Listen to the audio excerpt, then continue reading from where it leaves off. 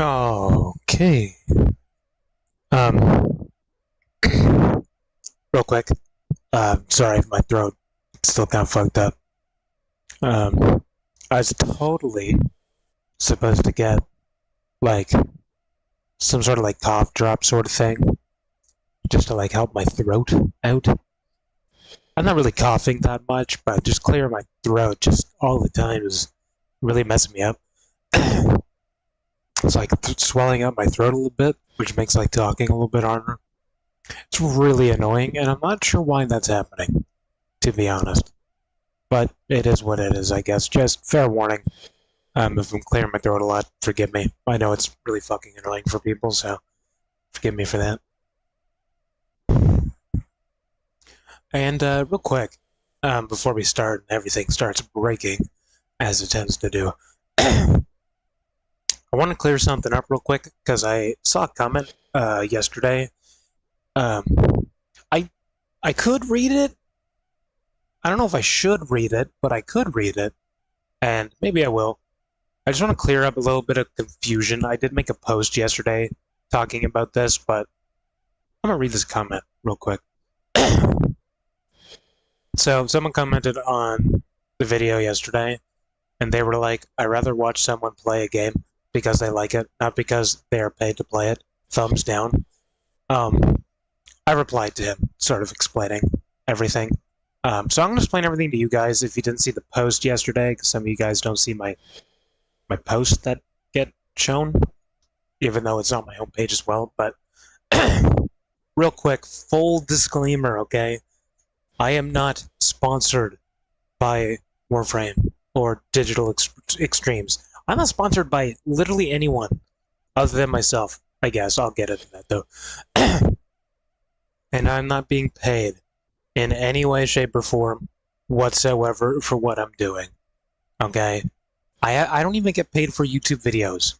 I haven't been getting paid for YouTube videos for like 7 years now, out of the 12 years I've been doing this. Please help me get to 1K subscribers so I can earn big ad revenue again. But like, straight up, full disclaimer, I am not sponsored and I am not being paid. I know it seems like that, and I know the videos do say that. Let me please explain that. So when you upload a video to YouTube, there's this new like branding option you can choose where you can like link a channel brand to the video. And I basically decided to do that because it actually shares your video with like the audience of whoever you're branding with, to basically help it get seen more and for people that actually want it. So when it says the video's sponsored or like that there's paid promotion and stuff, there's not. No one's paying me, okay? I just did that because it helps me get better views, essentially, because I want to make sure these get seen. So, I know it's confusing, but I literally did that just to get more views. And if you watch yesterday's video compared to the one before that, it does make a difference. You know, we are like 4 times the views on the second video already, so obviously it does work. But that's why I wanted to do it. I also did it because I want them to see what I'm doing. Because I see all these brand new people that come over to this shit, and they get sponsored within like 2 weeks. And they know nothing about this shit. I've been playing this shit for like 11 years now, I think. Because it's been out for 12 years. It's been like 10 to 11 years. It was one of the first things that I made content on my channel, along with Minecraft and Pokemon, obviously, because I was literally 13 at the time. So, yeah, just full disclaimer, I'm not sponsored or paid by YouTube or Digital Extremes or Warframe or anyone, for that matter. And for the videos outside of this where it does say there's paid promotion, I just do that, okay, because I'm weird. I'm not actually being paid for anything. And if I ever got brought to court for that, I'd probably lose that fight basically immediately because I'm literally not sponsored by anyone. I just click that button because I think it's a good like topic opener for like new people. They'd be like, what are you being paid for? Or who's it sponsored by? And I could just be like, it's sponsored by me. Like, come on now, you know? I'm the one doing it. But yeah, no, I'm not sponsored or paid by literally anyone. So forgive me for the confusion. Okay, I apologize for that. I know it comes off that way, especially for this particular content that I'm making right now, because I want to learn how YouTube courses work, and this was sort of my outlet into figuring that stuff out. So once this video is done, I should be able to make the course playlist so I can figure out all the ins and outs to that. And then all I really need from you guys is just some feedback, you know, trying out the features. Apparently there's like a community section too. You guys can like talk amongst yourselves, as well as to me, obviously. And then there's an option for like quizzes and stuff as well. So again, I'm basically doing this just to teach myself how YouTube courses work while also teaching something that I know that's not like out of the realm of this channel, basically. Because the main channel is like mostly gaming related stuff. We've done vlogs and whatnot before. I even have a movie, check it out if you want to. Not for the faint of heart though. It's pretty fucked up, like documentary about like the worst periods of my life. After, like right before I got kicked out of high school, and then like the periods after that when I was like homeless and stuff. I know, crazy, by the way. Who else has made a movie about like the worst times of their life? I don't know, but it was one of my outlets that I decided to do, so it worked in the end. But yeah, you can check that out. But yeah, I'm not sponsored or paid by anyone. I just wanted to do this series because, well, I genuinely like Warframe, and it's one of my favorite things just ever. Still to this day. I would say more now than it used to be like 10 years ago. I didn't really care for it 10 years ago, to be honest, but over the years, I've had so many accounts on this game, dude. And I've spent some money on each different account that I have no plans to go back to. It's kind of fucking dumb, honestly. I don't know why the fuck I do that to myself, but yeah, no, I do it because I want to, and I also want to learn how YouTube courses work. And I can't make YouTube courses if I have nothing to teach. And I can't just go into random topics being like how to do like fucking giganomic. I don't even know how to pronounce that word. I'm not even going to use that as an example because I can't pronounce it properly. For those of you that know what I was going to say, more power to you. But you know, like I can't just throw up like a cooking tutorial. You know, how to cook different food. I can't just do that. I mean, I could literally just do that, but then people would be confused. Unless I have multiple videos on that topic, then it would be somewhat okay, but because the algorithm just kind of favors your ideas rather than like what your channel's based around. But again, you know, you want people coming back for the same things. Basically, that's how you grow nowadays. But yeah, no, I just literally want to figure out how YouTube courses work. I hope we can make it to like endgame and stuff, but we also have the 100% profile I'm trying to do still, which is going to take me a long time to actually finish that. It's probably going to take multiple years until that series is actually finished, but I don't know. I don't, like, would y'all be okay if I, like, spent like this account, this like training account, to do everything that everyone needs to know, which will also teach me everything past the new war, because I haven't actually made it that far before yet at all. I've seen everything. I spoiled everything for myself, unfortunately, but I haven't actually made it that far physically yet. So you guys can let me know if that's okay with you or not. I'm just asking that because our 100% account, I don't even think we're on Jupiter yet, to be honest. We might be on Jupiter. I don't know. We're still in like mid-game. We haven't even got to like Neptune and stuff like that yet, so we had to like backtrack for that series, but maybe you guys are okay with that. I don't know. You guys can let me know. And then before we get started here, I also want to give a little business type update because you guys like it when I do that. It also keeps me accountable for things. It's been, what, we're going on the 6th month now, I think? Fucking maybe 7. I don't even know anymore.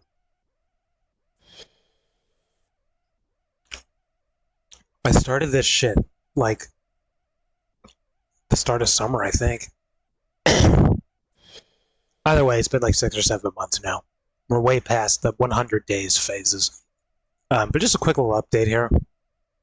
Because I had a meeting today, so I just want to give a little business update for those of you that like to keep in the run of that, because I do, and I know some of you guys do too, and some of you are excited for me to be able to teach this stuff once I actually get some profit coming in. So I'm going to give a quick rundown of this real quick, and then I'll explain what we're doing for this video. Okay? And again, forgive me for my throat and whatnot. So during my meeting today with the person, I don't want to disclose names or anything, but basically she came up with this idea that instead of giving me this like big lump sum of money that they don't know if I will actually be able to pay back or not, because right now I'm obviously not making money on the business because the business hasn't started. Everything's ready and, you know, good to go, but I need to pay my subscription so I can actually fucking make shit and websites and all that stuff. So it's not currently making money. And when you tell someone that, they're like, yeah, you know. I still feel like I can get my foot in the door pretty damn easily with everything I've been talking about the past like 7 months, especially with my new idea. I'll explain that too after I'm talking about this. But instead of doing that, she basically came up with the idea, and this was an idea I was actually thinking about near the end of last week, actually. I was sort of thinking the exact same thing myself, which it's weird how the stars are always aligning for this the past 7 months. Maybe that just means I, like, absolutely should not give up no matter what, but, like, everything is just going in my favor. Even when it doesn't go in my favor, the next opportunity that comes up is in my favor still. It's weird. I don't know. I've never felt anything like this in my life where everything just is working out and making sense. But anyway, beyond the point. So, she came up with the idea that it would be better to give me a smaller amount of money. I won't give specifics at the moment because I just don't want to do that to myself, but she said she'd give me a smaller amount of money to just get the business started, you know, because again, if I pull out I literally have an actual sheet now so I can read this off camera because it's on my Google Drive. Within 3 months, I'd be making about $4,384 a month, right? And that's off like 8 clients paying me. So, literally within 4 months, I'm already making, or literally within 3 months, I'm already making more than minimum wage a month. Like, I could literally stop working after 3 months if I realistically wanted to. I won't, because more money is better, obviously, when you're running a business, but so her idea was the same idea that I was having, is realistically, all I need is enough money to get me to that point, you know? Like enough to pay my subscription for like 3 to 4 months, enough time to spend getting a client every week, preferably. That's what we're aiming for. That might not happen at the start, obviously, because no one's going to really know who we are at the beginning, but the whole idea is just to get 1 client a week. And if you're good enough, you could do that like an hour a day for like Monday to Friday and get 1 client a week. Like, it's very minimal effort to get fucking 1 client a week, okay? It's really not that hard. So the whole idea, right, is that if I have enough money to support the business up till that point of the 3-month period, and I have roughly 4 to 8 clients, even 4 would suffice, but I would like to aim for 8. But with it, after that point, the business would be self-sustaining in terms of like fees and, you know, getting my wage and being able to pay food and all the technical stuff that I need to pay for. And that's not talking about like lawyers and, you know, accounting and employees and stuff, insurance. That's not obviously part of that yet. We're not going to be worrying about that until like probably Q3 of next year, I would imagine.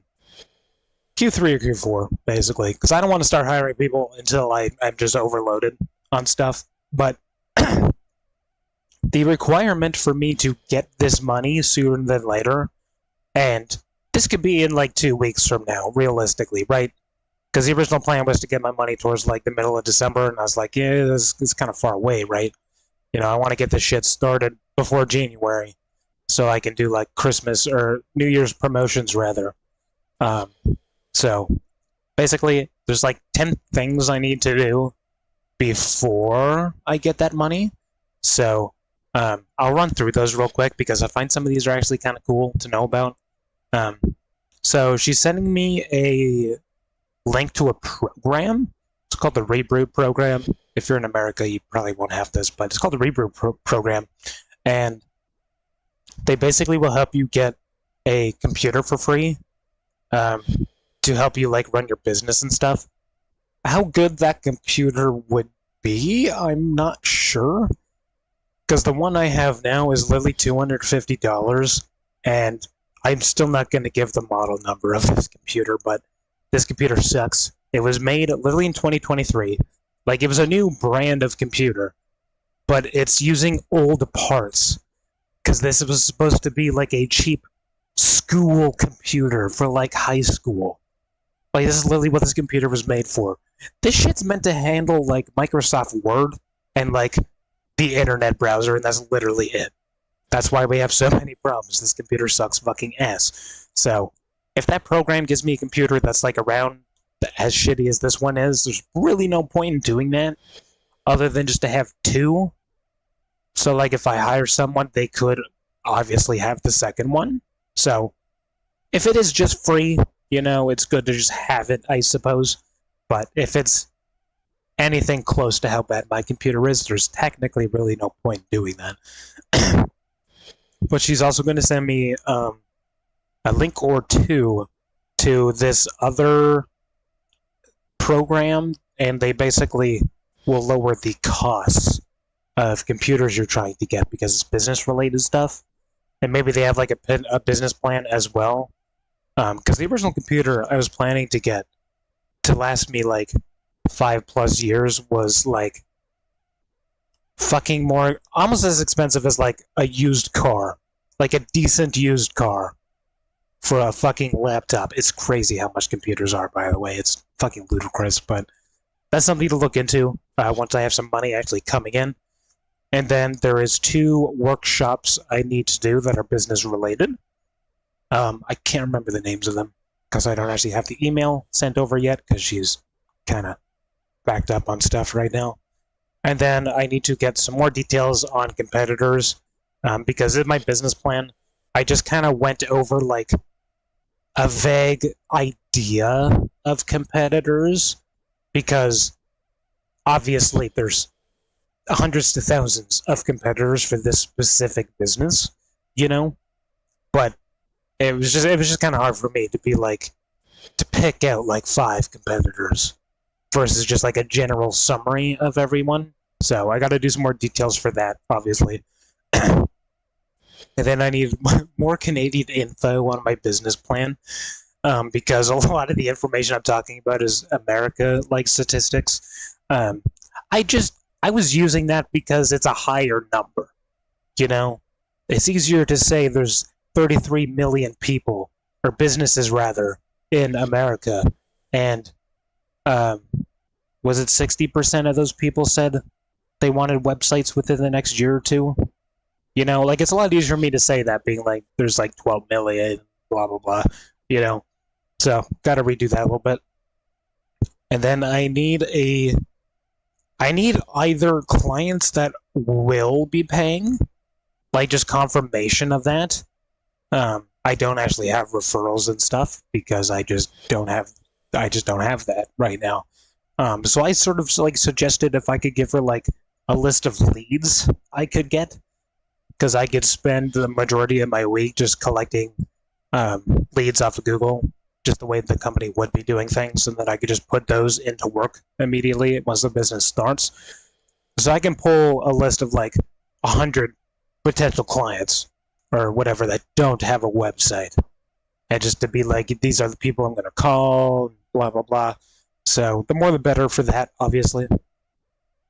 and then I need to show her a preview of my website, which is kind of an issue at the moment because I can't actually log in to the platform I'm using for my business because I have to pay a subscription fee for that.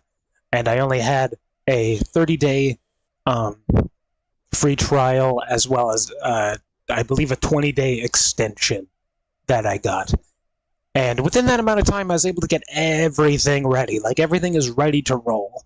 I just did not have enough time to actually get clients because I was doing everything from start, right? You know, I had to do all of this in real time, basically.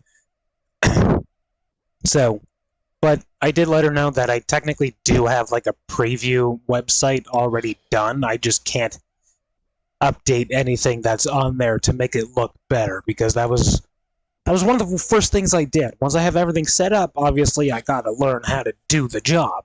Obviously, you know, I can't just tell people this is what I can do and not know how to fucking do it.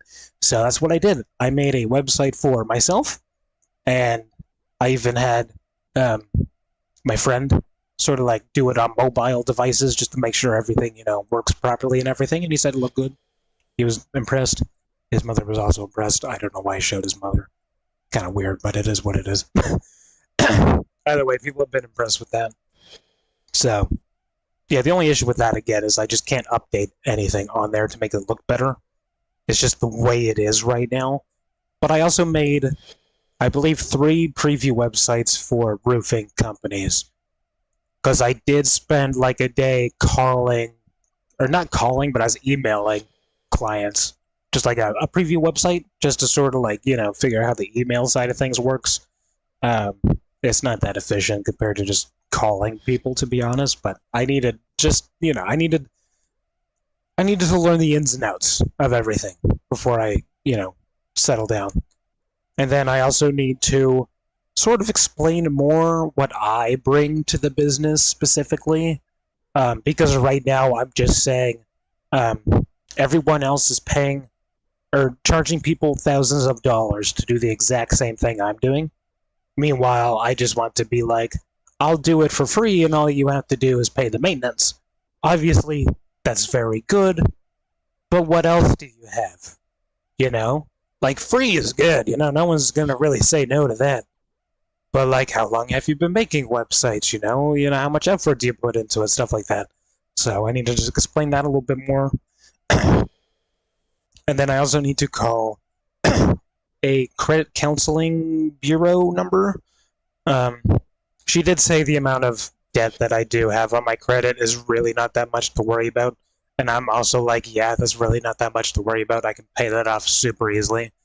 But because of the fact that some of those are literally not my fault, like one of them is a phone plan that my old landlord got me at the apartment, because I was like, I need a phone and a phone plan so I can actually like call people if something happens and, you know, like get a job and whatnot. And basically, I never used the phone or phone plan. I like literally returned it like the day afterwards, and they still charged me for that, basically. And I had no idea about that because they never sent me emails about it, and I don't think they ever have sent me emails about that. So technically, not my fault. And then another one is the internet I was paying for before the apartment when I was living with my ex.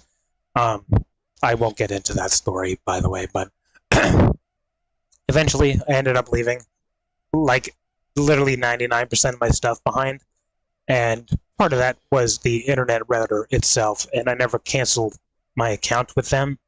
So basically, her and whoever else was over there was using it too much because I believe there was a limit on it. So again, technically not my fault. I kind of is because I forgot to cancel it, but like it's not. It's payments I didn't know I needed because I left. You know, I don't even have the internet router anymore. And then after all of those are done, I just need to, you know, check up and see what else I need to do. And then after that, I should be good to get the smaller amount of money that I can get sooner. So we're thinking like 2 weeks maybe, depending on how fast this stuff can go by. The programs might be a little bit of a, you know, like a fork in the road type of situation because those things are like once a week usually. You know, like if you miss it, you gotta wait fucking like a week or two to go to the next one kind of thing. So I just gotta check the dates for those to make sure they align properly. If those don't align properly, we're probably looking like at the end of November, which is still better than the middle of December, obviously. And then, yeah, and then we're good to go after that.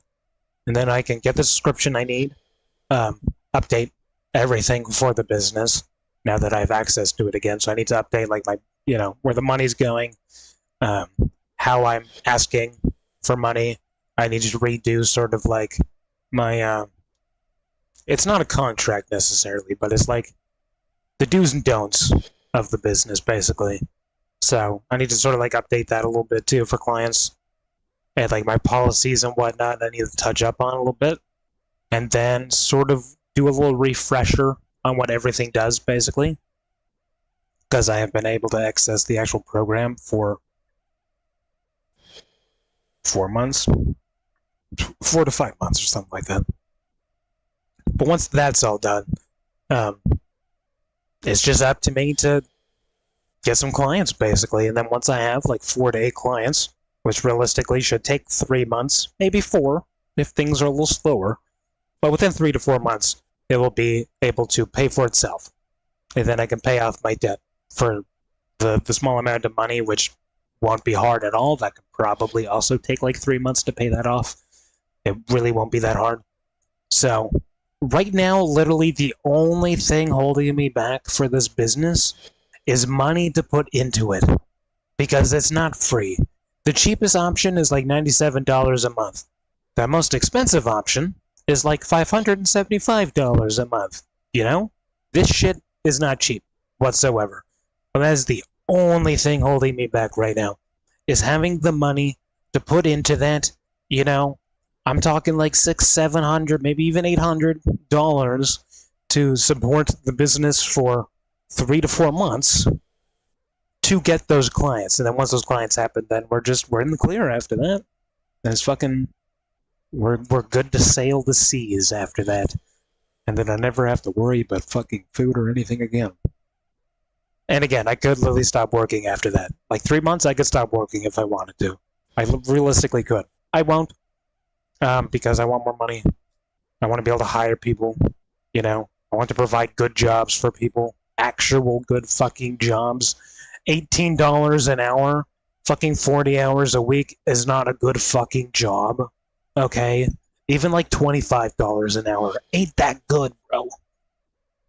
It ain't that good when you be bringing home like $10,000 a month. Alright? Just saying.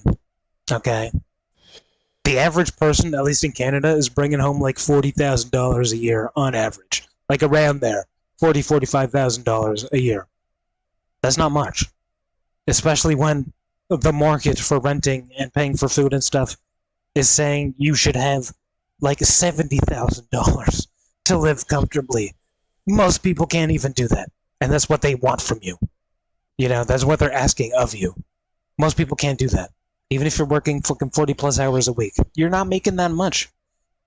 You're making less than $4,000 a month, bro. Working your ass off every day. Fucking 5-6 days a week. It's fucking insane. I don't understand why we allowed society to do this to us, but I just want to offer, better paying jobs to people.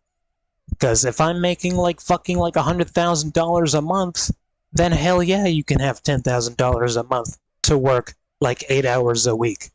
I don't give a fuck. The government might give a fuck, but I don't. Fuck it, dude. Support your family. Support yourself, Fuck it. We need better jobs in our fucking society. Something people can actually do. And it's pretty damn easy to, depending on what position you're in, If you're someone that wants to get leads, super easy. All you have to do is go on Google. Go on Google and just look up companies. Find ones that don't have websites, send those over to me. Fucking done. Super easy, dude. Maintenance people, also super easy. Until something like catastrophic. I can't even say that word probably either. So a lot of words I haven't been able to say recently. I don't know what's going on with that. Certain positions I'd be able to offer are easier than others, but many of them are pretty damn easy, It's a lot of just collect this information or like click on this and swap that out for something else. Like it's really easy shit to learn. which is why I say almost anyone can do it. But yeah, I just want to give a quick little business update on that because we are so close to being able to start this shit, dude. Like I said, the only thing holding me back right now is money. That is literally it, dude. Once I have enough money to support like 3 to 4 months of this, then we're good to go. And I can pay whoever back fucking within 3 months after that, probably.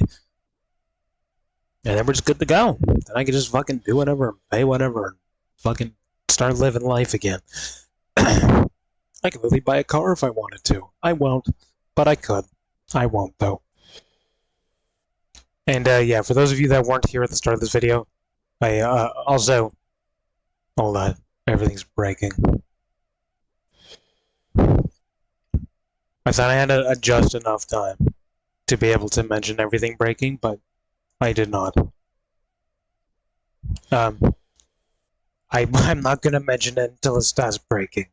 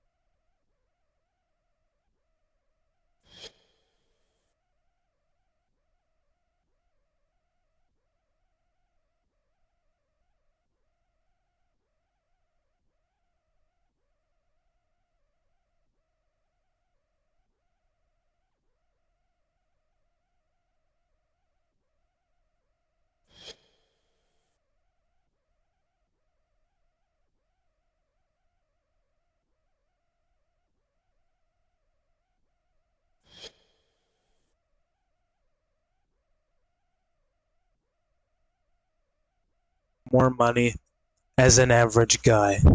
Sorry, I feel like I read that weird, but what do you suggest to do to be able to make more money as an average guy? I see. Because I was talking about like minimum wage and stuff like that. I talked about this like six months ago when I started talking about my own business and stuff.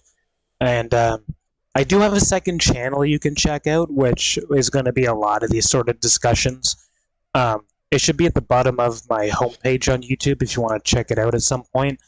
But for someone that's just average, and I would consider myself to be among the average community in certain places, when it comes to like my capabilities, you know, like I'm not an artist, I'm not a comedian, you know, I'm just a dude that comes up with ideas and then I try to make those ideas a reality, basically. But the type of business I'm going into is something that almost anyone can do, okay? And I say that because the guy that gave me all the advice I needed to get started, he was a mechanic. Like, that guy knew nothing more than, like, how to turn a wrench and, like, you know, put on a tire and change oil and stuff, right? He was a mechanic for, like, 3 years or something like that. And now he owns a multi-million-dollar company selling websites and stuff in America. Specifically, Florida, I believe? No, they're in Hawaii. They're based in Hawaii, right? This guy was a mechanic. He knew nothing about fucking computers and shit, right? And even he was able to learn how to do this. It didn't take him that long. And then another guy, this is like an older dude. This dude was like 65, 70 years old. And he was able to get his first client for websites and stuff too. Like, even he was able to, like, get on this train during, like, the AI gold rush and stuff. So if those two people can do it, I guarantee you can do it too. Just make sure you are, like, over the age of 18, basically. But other than that, all you need to do is be ready to learn. Like, that is literally the best advice I have. If you can't sit down and like take notes for like an hour or two, sometimes longer, then you won't be able to learn how to do it. But if you have time, if you have a pen and paper, and you have access to YouTube, which you obviously do, you can find the exact information I was able to find. And I mentioned his name in a previous video. I couldn't tell you what video it is, but for the specific guy, what's your name? Your name is Towhead Abraham. I want to call you Abraham.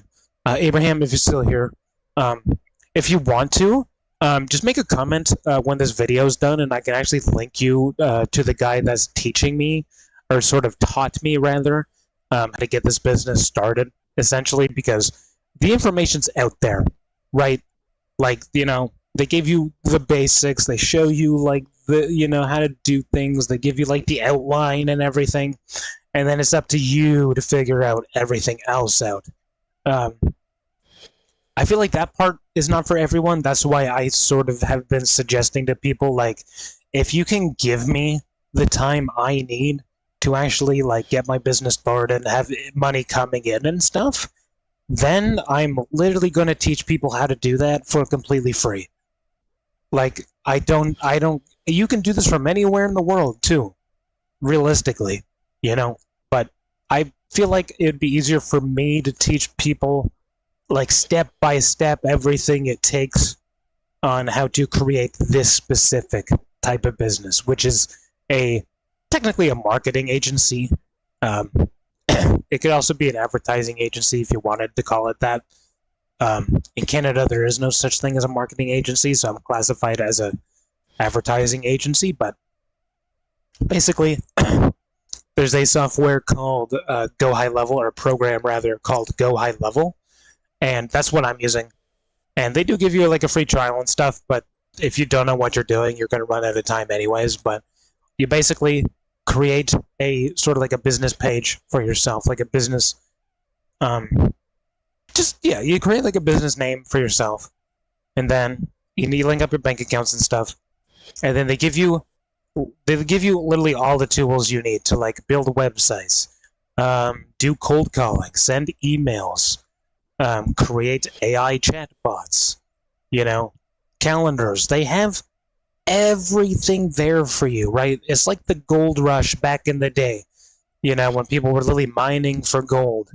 But instead of mining for gold, we're just selling people the tools so they can do the mining, basically, at the end of the day. So you don't even have to know all the ins and outs. You just have to know the basics to actually get started with it. But with Go High Level, they have literally over 300 features and tools that you can learn and resell to clients, basically. I just opted in for, something that's more like in my realm, making websites and selling like digital content on their social medias, because you can actually post social media content for them, and you can, like, pre-schedule that stuff and whatnot, so it's very easy to get, like, 30 days of content. Very easy to do that. But there is something else that I am looking into as well, and again, Abraham, if you're interested in this, let me know in the comments once this video's done. And I found this this guy, right? He has like a $40 million company, or maybe even multiple companies. I don't know, but that's roughly about how much money this guy has right now. And he has spent the last 12 months working 6 days a week, 12 hours a day, to create this entire business course, again, for a business like this that I'm creating. Or you can create, like, courses and stuff like that as well. But he literally lays out everything, dude. It's like a 6-week-long training session. And again, you have to be willing to sit down for multiple hours constantly taking in information. But this dude is like a real-life superhero. At the end of the day, this guy's crazy. And I just found him the other day. This program has literally just started, and is currently free to actually do the 6-week program, basically. But he basically guarantees you that by week 5, you're already going to be in a position to, like, hire employees, basically. So he 100% guarantees you that if you follow everything he says and you do everything properly, that you can start making money within 6 weeks. And I'm not talking about like $500 a week or whatever. I'm talking like 10 grand a week type of shit, you know? Like, this guy has $40 million, right? You know, this is not like chump change information. And like I said, right now this stuff is currently free. I'm going to be looking into it because that might be like the golden ticket that I've been looking for everything that I don't already know. Because by like week 4 or 5, you're already going to be having people that want to pay you, basically, right? That's like a month and a week. You can change your life around, essentially. So, again, Abraham, if you're interested in that, I can send that over to you after the video's done. Just leave me a comment so I can remember, because I might forget. If not tonight, I'll do it when I wake up in the morning, because it is like about to be 9 p.m. soon. So, yeah. Outside of that, for like average people making money, if you don't want average money, YouTube. Make YouTube videos. I could literally teach everything about YouTube, and that could be a 6-week-long fucking course in itself, to be honest, because I've been making videos for 12 years. I know my numbers don't reflect that, but that's because I wasn't doing it for the money before. Like, I started when I was 13. I didn't care about the money, right? Money was useless to me as a child. Once I got, like, the newest Pokemon game, I didn't care anymore. You know? I got what I needed. I spent, like, the fucking $60 I needed to that year.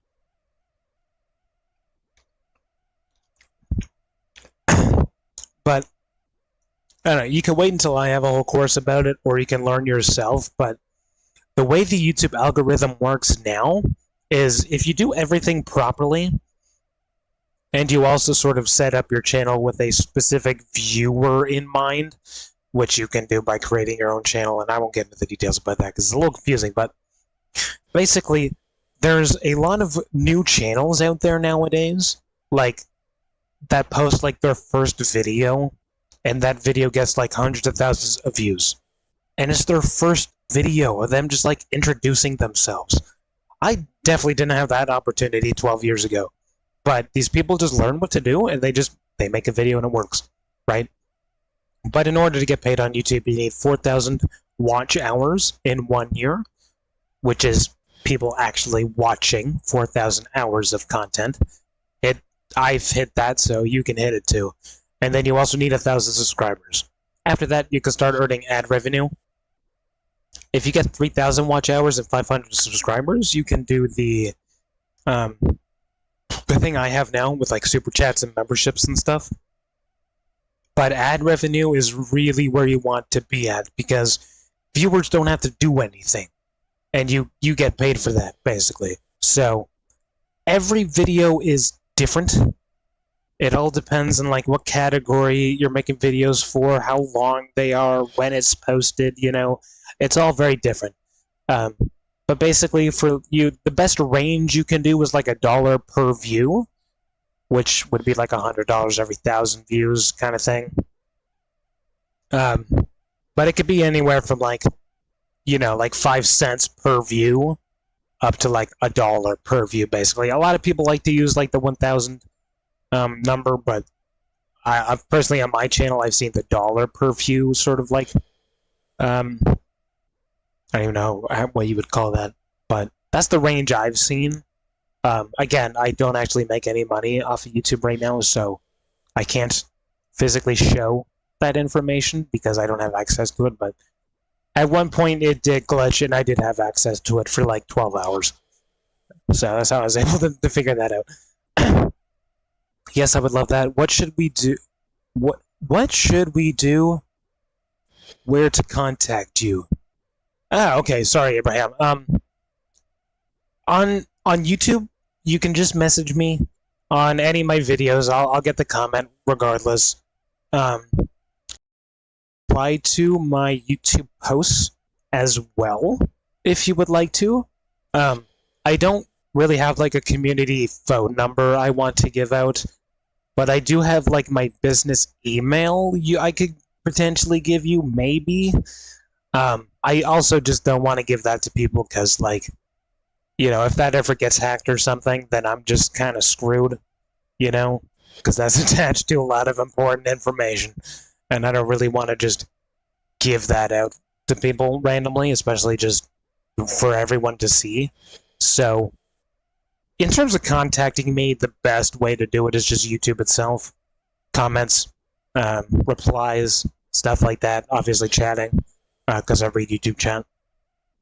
I do have an email, though, as well. I got 2 emails, and I technically have 2 phone numbers, but, like, I do not want that stuff being blown up, because it's going to get real confusing for me, right?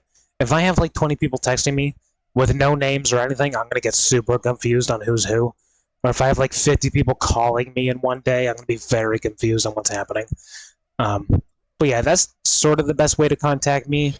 That's why I just sort of suggested, you know, when this video's done, just sort of leave a comment, just kind of like reminding me of what we talked about, and then I can send you over the YouTube guy I've been watching to learn how to make the business I'm creating, as well as I will link you to that academy, the 6-week training academy that I can link you to as well, because, like I said, it's currently free, and I trust this guy when he promises you that you will be able to make money within 6 weeks. Like, I trust his word for it, dude. No one in their right mind is going to work 12 hours a day, 6 days a week for 12 months straight and just, like, lie to your face. You know, no one's going to do that. So I trust this guy wholeheartedly. I'm going to be doing it myself, too, just so I can make sure everything is going to be good. But, like I said, too, in the future, once my own business is functioning, I'll be able to teach people how to do that as well. Same with, you know, making YouTube videos and stuff. I can teach literally everyone everything when it comes to YouTube. There is also, I didn't mention this yet. Sorry, I'll catch up to your comments here in a second.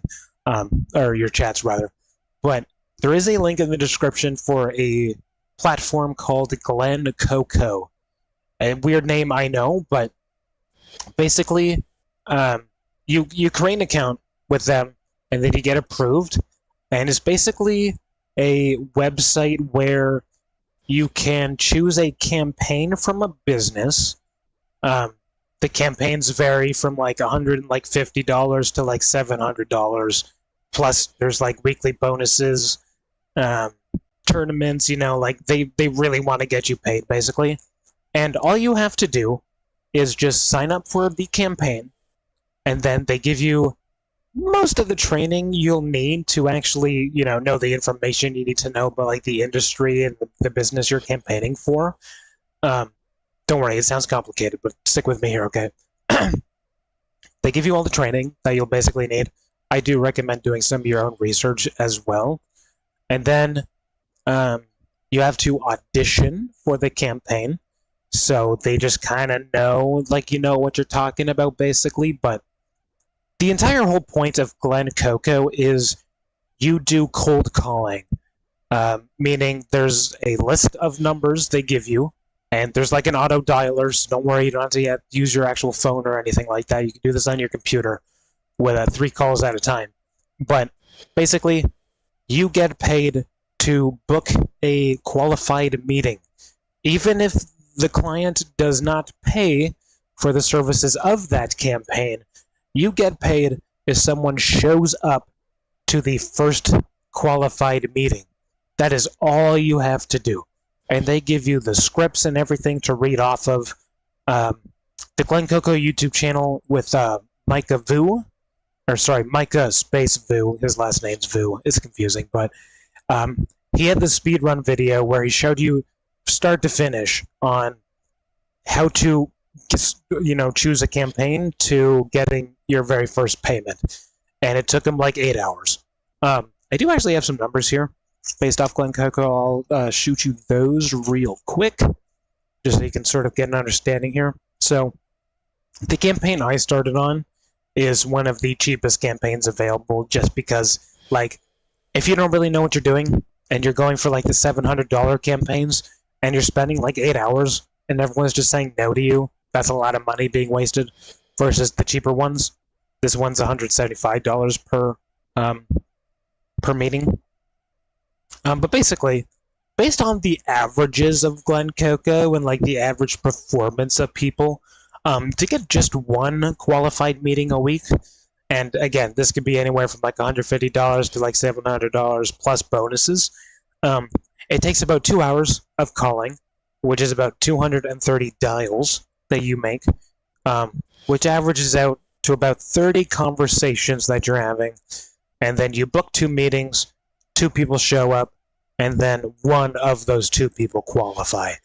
That is sort of the averages you can look at. For some people, this can happen sooner. For some people, this can happen a little later, you know? But that is the average.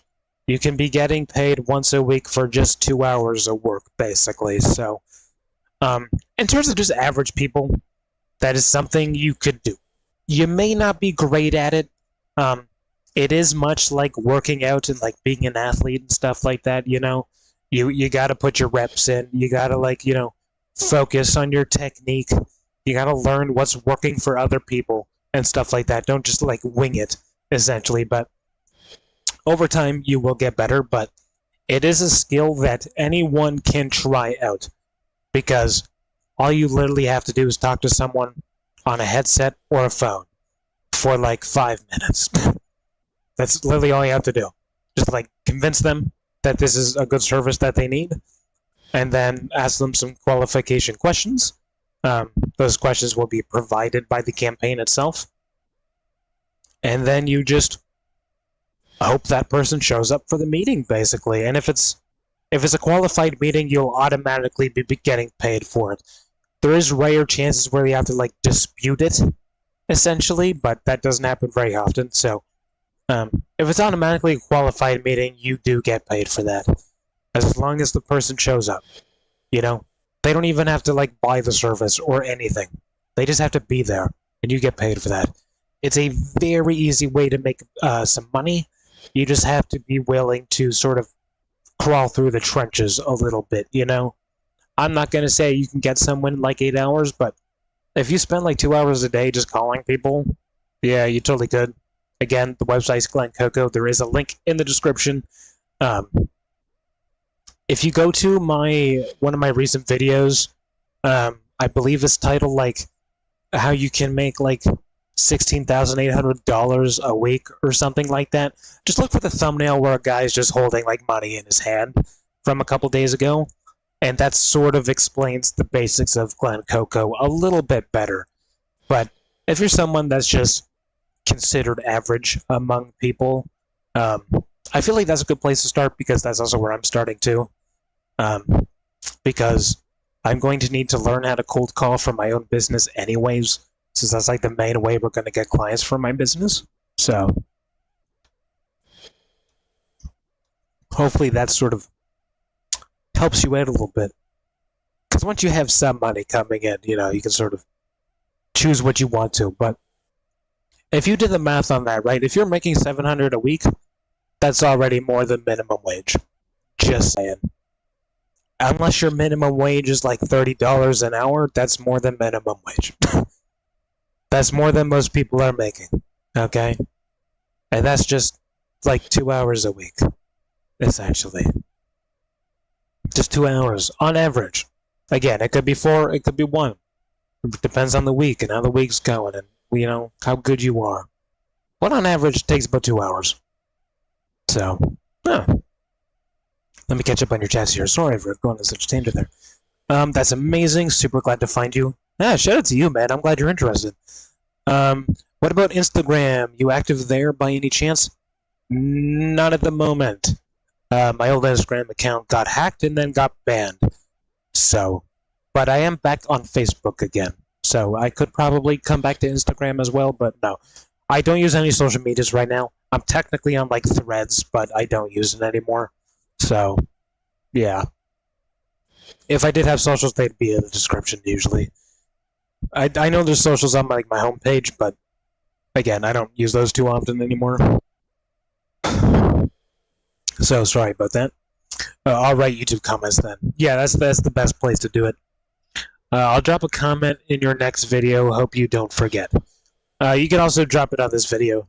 The reason why I want you to do that is because I have no way for me to contact you myself. You know? Like, I need you to contact me first so I can get back to you. Just so I can give you those links. If they actually send on YouTube comments. But what I can do for you specifically, because you seem like you're genuinely very interested in this sort of stuff right now, and right now is the best time to learn this stuff.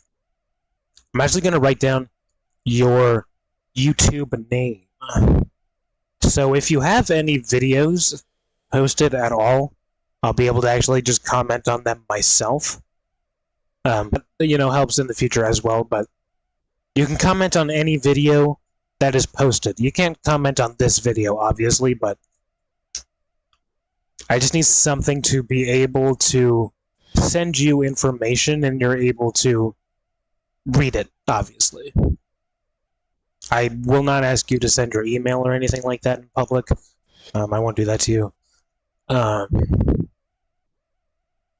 I do technically have like a public email that's known. I mean, there's a lot of spam in there though. So you might get lost in the wave of spam. But I do have your name written down just so I remember you. So I don't forget. But again, you need to contact me first. Or else I really have no way to send you stuff. I will check out your channel to see if you have like a video or something I can comment on as well, just on my own time. But at the moment, that's the best way to do it. I can't send DMs on YouTube, can I? That's not like a thing that exists. No.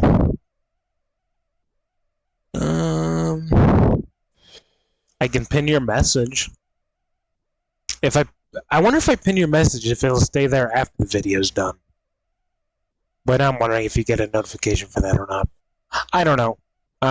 Like I said, just comment on a video. Like, right now, if you wanted to, you can comment on a video that's already posted, if you haven't already. Or you can wait until this video is done, and then comment on this one. After it's done, obviously. So, yeah. Hopefully we'll be in touch soon, and I definitely won't forget you, because I have your name written down, so. Hopefully I can get that information over to you. I'll write down that information so I don't forget as well.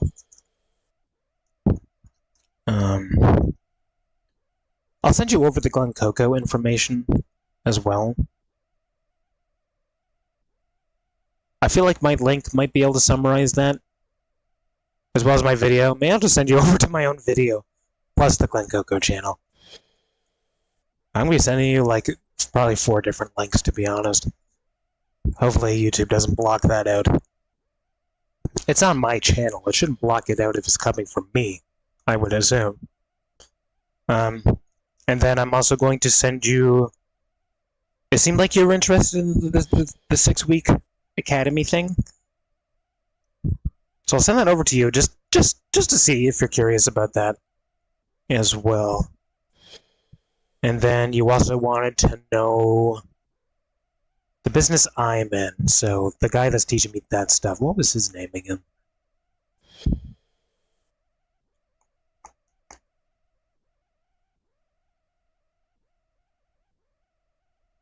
I can't remember what his name is at the top of my head right now. I do have his emails, though.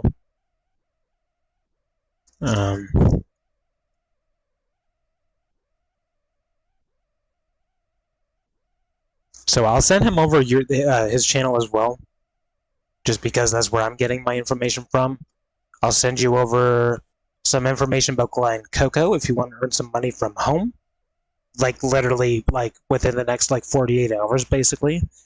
It doesn't take long to get approved, as long as you put some accurate information in there and kinda, yeah, like, if you've never done cold calling before, or, like, customer service type of stuff, then you might have to, like, wiggle your way in a little bit, but I won't give you advice on that. And then I'll send you over the academy as well. And I think that's everything we talked about that you want me to send over to you. I think that's everything. That's everything I can remember, at least at the moment. If I forgot something, let me know. I'll go back in the video as well. just to make sure when this is done. But yeah, just leave a comment somewhere, and then I'll send that over to you when I am done. If not tonight, then by time I wake up tomorrow. I don't know what time zone you're in, but right now it's almost 9:30 p.m. for me, so we'll see what happens there. And if that stuff doesn't work out for you, you could realistically wait until I'm able to teach more stuff, and also upgrade my equipment so videos aren't cutting out like I'm speaking with the muffler fucking on, you know? I understand. The quality of my content right now, not good, okay? I totally get it, right? I've been doing this for fucking 12 years, okay? You know? We're just in one of the bad phases right now. But we're making something out of it. I'm doing the best I can with what I got. And if that ain't enough, then, well, I'm sorry that my best is not enough for you, I guess. But, yeah, cool. Yeah, we'll talk soon, Abraham. I will not forget, and I have the information written down, so I do not forget. And thank you for reaching out. Honestly, I appreciate that. Totally random that we met like this on a random video that's not even about that subject, but again, that is why I give business updates and stuff in my videos, because some people genuinely do want to know. Not everyone does. Most of my audience does not care for the most part, but you know, sometimes there's people like you that come in and they're like, ooh, I kind of want to know more about what this guy's talking about. Even though it's totally unrelated to what's actually going on for the video.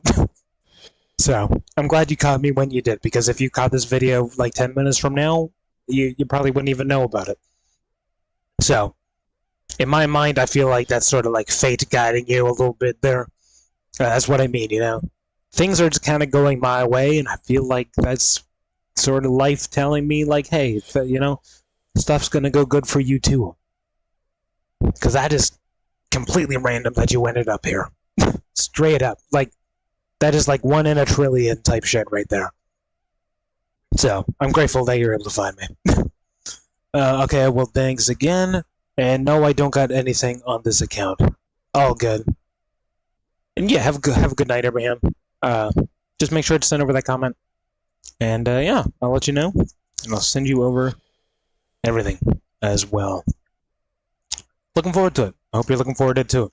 I guess the only last comment I have on that is it won't be easy, okay? Like, making money takes work. It takes a little bit of effort, you know? You have to put in the work.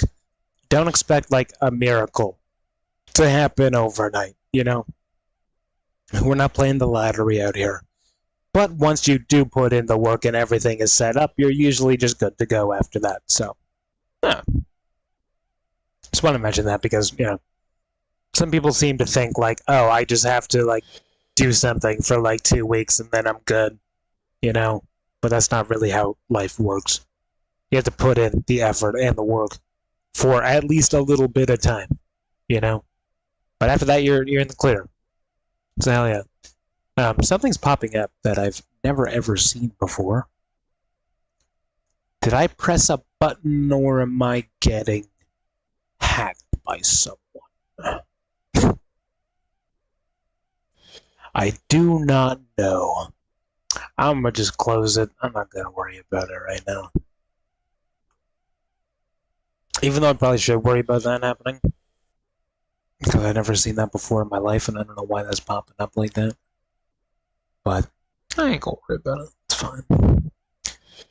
It's fine. Maybe I clicked a button I've never clicked before. Who knows? I'm sure it's good. Yeah, I think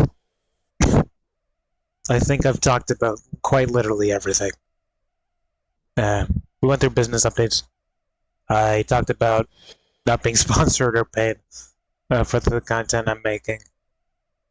And yeah, that's really it. To talk about. God, that was a lot of talking at once. I haven't even started the video yet, and we've already talked for too long. So hopefully I can make it to the part of the video I want for this. But But because this is going to be the third part to my course, and I'll actually be able to figure out how to make YouTube courses after this video, I just want to run over, like, the Cetus part, like the open world to the Earth. To the Earth? To Earth. I just sort of want to, like, touch base on that, you know, which does mean we have to do the whole story mission and everything for it, and that does take a little bit of time, but after that, I just want to teach new people, like, you know, here's how you do missions, here's why you need to do missions, you know, how to fish, how to go mining, you know, how to get all of that stuff. And then, once we have access to all 3 of the open worlds, then I will do, like, a revisited section where I'm like, this is the best way to do this and that, and here's where to get certain things and stuff. So that's really going to be the entire premise of this one, is just talking about the open world. But we do have to get through just the opening story mission, because as badly as I wanted to play off camera, I just didn't. I probably should have, but I didn't want things to go just unnoticed, and it would kind of ruin the experience of, like, having these segments live, and then having, like, the cutout edited versions, you know? Because if I just jump into it and I'm just immediately teaching stuff, it's not going to keep the pace up too much. So, yeah. And then I think the video after that, I'll probably talk about, like, mission types and damage types as well. I will, however, talk about blueprints before we start on Cetus, because that's probably something people should know after they finish the tutorial missions, because that's what the last 2 episodes were. They learned how to move, they learned how to literally do everything, they learned how to complete missions, they've learned the market, they learned how your arsenal, they learned how to mod, you know, they learned all the basics. And I can also touch up on clans as well this episode, too. Maybe 3 things. Hopefully this doesn't drag on too long, because if I get too tired and I have to go to bed, it's going to be paced really randomly if I just, like, stop this halfway through. So hopefully that doesn't happen. It'd be better if that happened during the story mission, so I can just, like, save that for the next video, basically, but we'll see what happens. I'll try and keep myself alive until that's over, just so I don't mess up the pacing we got going on. So, yeah. I'll just run through some basic stuff, and then we'll jump into Cetus, and then I'm going to do my best not to talk when I'm just trying to, like, focus on stuff, just because of how messed up my throat's been the past, like, week, with having to clear my throat, my throat's swelling up and stuff like that. So, yeah, and also just to give me a little bit more energy to get through the night. Because if I keep talking for, like, another hour straight, I'm gonna be fucking exhausted. Because, wow, talking just takes the energy out of me, dude. I don't know why. Probably because I just keep fucking yapping and yapping and yapping and yapping and yapping. About things we need to talk about, obviously. But for someone that doesn't talk often, boy, can he talk for a long time. Crazy. Anyway, yeah, that's the rundown of what's going to be happening. And, yeah. Sit back, relax. Hope you enjoy. And I'm not sponsored. So just remember that.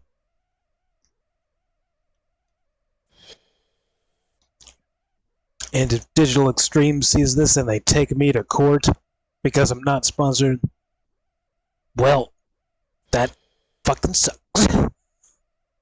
My heroes have lawsuited me. God, that'd be a bad day, dude. That'd be a bad day. I love these people. I really hope they don't sue me. But, no, I'm not sponsored or anything. Anyway, I'm gonna shut up. I've said way too fucking much. I've been yapping for like a fucking hour now. I'm sorry that I'm just a passionate motherfucker about shit, okay?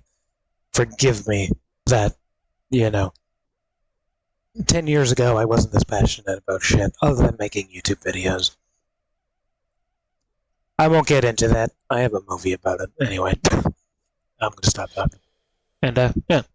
Just give me a moment, we'll jump into it, and then I'll run over some stuff, for the actual video itself. I know it's weird when it's live because you just hear me kind of just come back talking all professionally randomly, but it is what it is. I can't physically record videos because my computer sucks, so this is the only way I'm able to do it. Is to do it live and then edit down the live video and then post that separately, which has been working in my favor so far. But yeah, forgive me that this is like some fucking ghetto shit going on. Anyway, I'm talking way too fucking much, dude.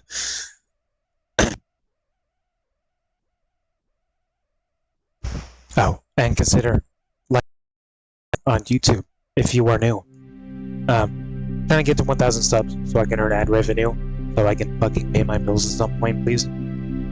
It's been 7 years I haven't gotten paid for content, so if we can get there, that'd be great. And then everyone on Kick, you guys can follow instantly live, and I won't be reading Kick chat, unfortunately, but you know, once I upgrade my setup and I can read both chats at one time, I will be Kick chat. You could follow me on Twitch if you wanted to, but I won't be using Twitch probably ever again, so I prefer if it would just kind of burn and die. You can see that video too if you want to know why. Anyway, thank you, and we will jump into it here in a minute or two, so I can drink some water and whatnot.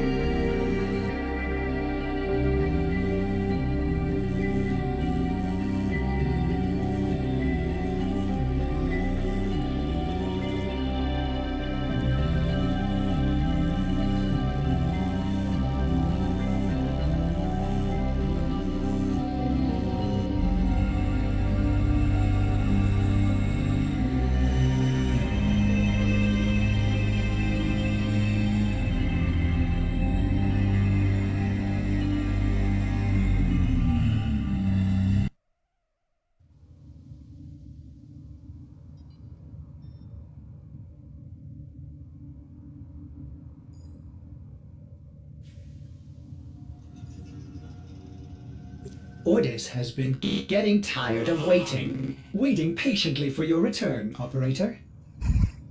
Stop giving me discounts when I don't have fucking money, bro. Please. Oh my god, stop that. It's always 75 too. God damn y'all, bro. Why do you do this to me? It's so sad. Do it when I have money, bro. Okay. Sorry, I gotta mute myself again for a second.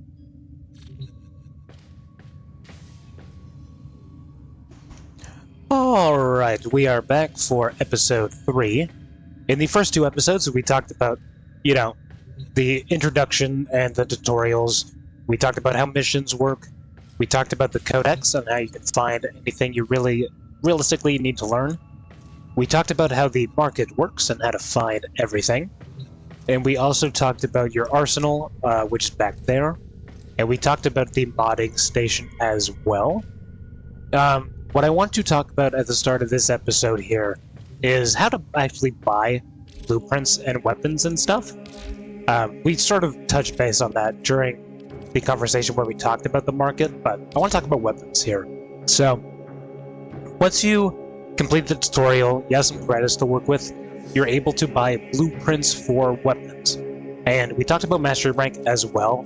What I recommend you personally do, okay, if you want to do everything the game has to offer, basically, is for each Mastery Rank you are in, I want you to buy every weapon that you have available for blueprints, or just weapons outright like this, where it just costs credits for that. But I want you to get the blueprints for every weapon that is available to you that is not mastery locked. Once you own all of those, you don't have to craft them, but once you have them, that's when I want you to update your mastery rank. Because if you start doing mastery rank by mastery rank just every single day, you're going to get overwhelmed with the amount of weapons you have. So I personally recommend just getting everything you're able to get at the moment, which would be your MK1 weapons and stuff like that. In terms of what you should get first, I don't know if I should tell you what you should get first until we talk about damages and stuff, which is not really the part of this video that we're going to be talking about, so just, get the blueprints that you can get at the moment. In terms of Warframe blueprints, don't worry about this yet, until we actually have a Warframe that we can farm for. You can sort of, choose one that you like to work on in the future, but for the sake of the series that we're doing, don't worry about it at the moment. So, just to show you how this works, I'm going to get this bow staff blueprint here.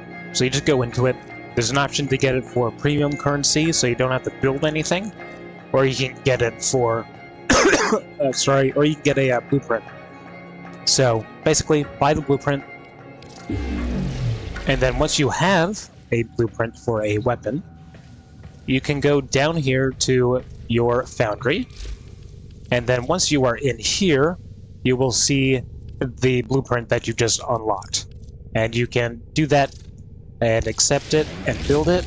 And then everything does take time. Weapons usually take about 12 hours. Warframes take about 3 hours. New players kind of see this and they're like, ew, gross. The longer you play, the more you realize this is like a blessing in disguise, actually. You can speed it up for Platinum. I highly don't recommend you do that, because these timers, they're nothing to cry over. There is so much for you to do all the time that this actually helps you pace things out. But yeah, I just want you to get some blueprints and sort of start crafting stuff you are able to. And yeah, just kind of look at the earth resources that I told you to look at, just so you can see what you're able to build at the moment. So if you come down into this bottom corner here, it'll show you the resources that drop on Earth, basically. So, yeah, grab some blueprints, and you can start crafting some weapons up.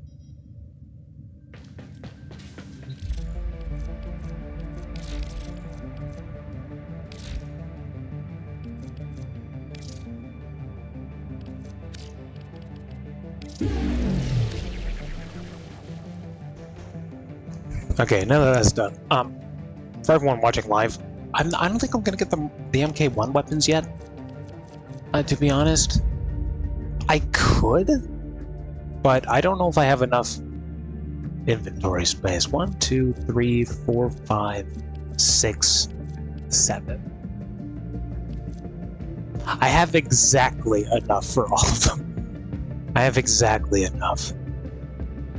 Right? It says I have 7 slots open, right? I have exactly enough for all of them. Maybe I will. I don't think I'll have enough money at the moment, but I'm just gonna kind of just go in order here. Should I get him first? Just get him out of the way? Oh, because this is down here, too.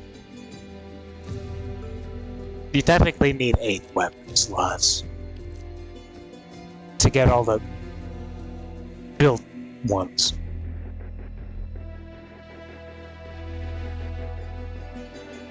That's okay. We'll just roll with this. I'm gonna get... Can I get all 7 of these right now? I technically have this. No, I don't. Do I? I have the regular Paris, right? That's not even available on here, is it? It's not. It's not? Hold on. What? Or is it because I own it already? Yeah, I do have just a regular Paris. Okay, so I don't need 2 of those right now. I could, but I don't. I don't need it. I don't need 2 right now. The MK1s are usually worse anyways, but I don't want to focus on something I already have for the time being. So we can probably skip out on the bread as well for now. Then I can come back for these afterwards.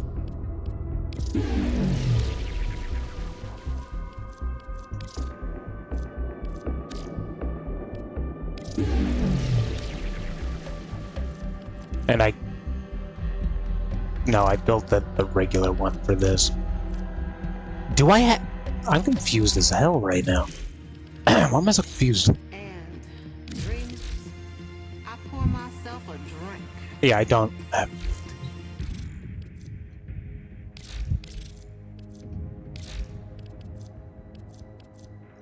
grab that. I think that's it. Yeah, that's it. And then I just need to get this, and then the strut after.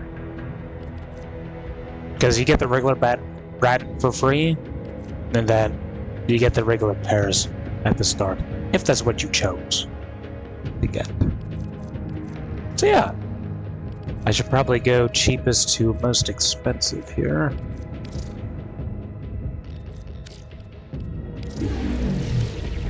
You need nanospores for that?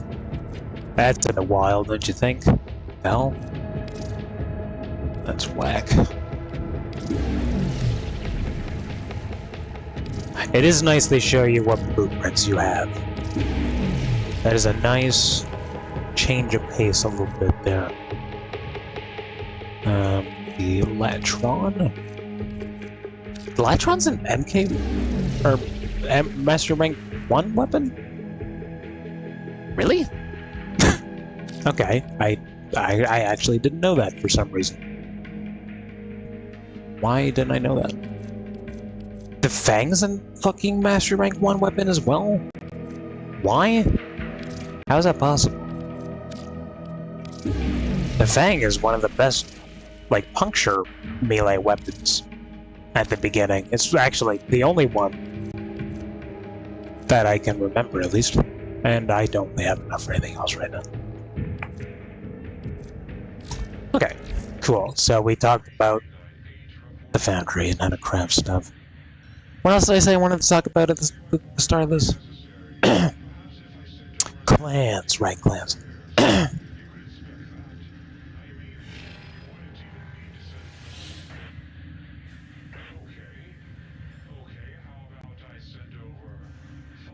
Alright, and also at the start of this, what you're probably going to want to do is go into the recruiting section, and if you come into here, you can look for a clan to join. So just be like, hey, I'm new, I'm looking for a clan to join. If you want to, you can join my 100% clan that I'm working on from my 100% account that I added myself into on this account. And basically, once you have access to a clan, it's going to give you this clan key item. It takes about 12 hours to talk about clans quite yet, but just make sure you're able to join a clan as early as possible. Have access to some weapons and some Warframes and some pretty cool stuff. So you're gonna want this key, and the only way to get this blueprint is by joining a clan. So if you're someone who's new and you want to join the 100% clan, let me know. I'll go ahead and show it off here. This is not my owner account. That'd be Warframe Vet account. As you can see, is the creator. So if you add this account as a friend and just leave a note being like, hey, I want to join your clan, I can invite you into the clan, which is currently rank 2 with 6 members. 8 members, technically. So, yeah, let me know. You can see everything on the side here as well, sort of just promoting everything that the clan's for. And yeah, we have most of the basic stuff set up already.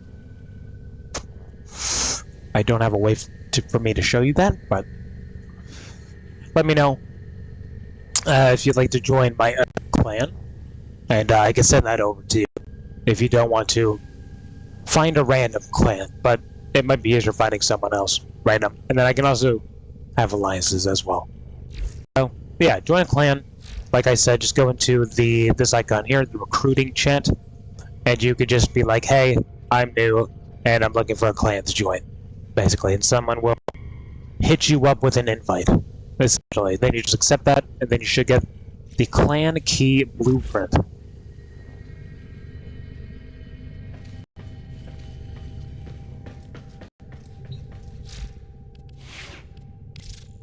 Operator, you have remembered well how the Tenno arm themselves.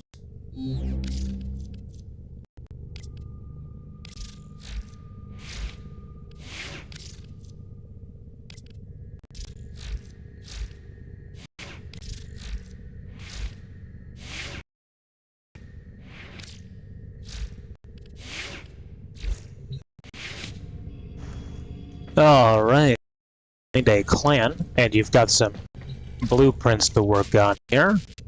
We're going to be talking about sort of next steps here, and realistically, what most people are going to want to do is to go to Cetus here, which is one of the open worlds in Warframe, or you can do different missions, but I personally recommend just coming into here. There's going to be a story mission you have to do. I'm not going to explain that to you, because you do need to learn sort of some of these things on your own a little bit, and I feel like quests like that, you're probably fine on your own, so I'm just going to run through the mission there, and then I'll explain sort of how this section of the game works after that. And I'll explain all the ins and outs to that, and yeah.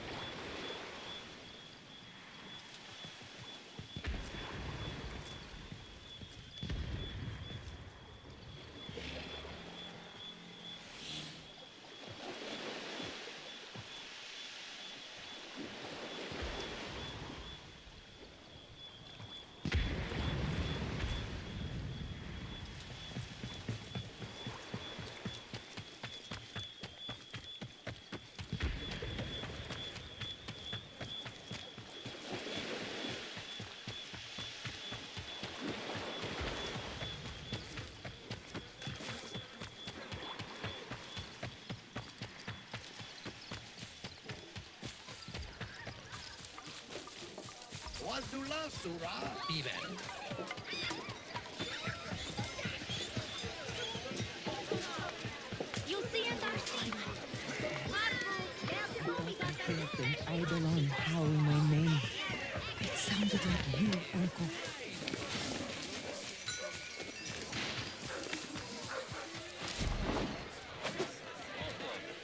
Help push the Vernier away from Caesar. You do a good deed, I pay you for it. Swazdula, Offworlder. Interested in working for me? Gotta prove yourself first. Head out on the plains and show me what you can do. Couldn't get anyone to take that on. Early lunch for Consul. New Grenier bossman's been giving us no end of trouble. You're my go-to Tenno. Make him go away, yeah?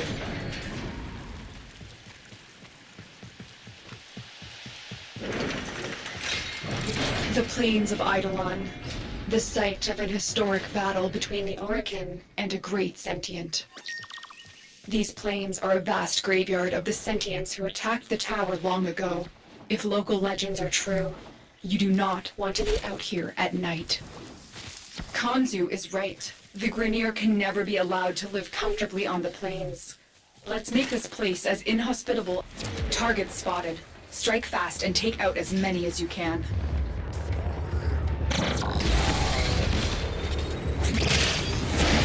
More Grenier amassing nearby. Get over there and take them out. Keep going. They won't be able to sustain these casualties for much longer. I've located another mass of enemies. Take the fight to them.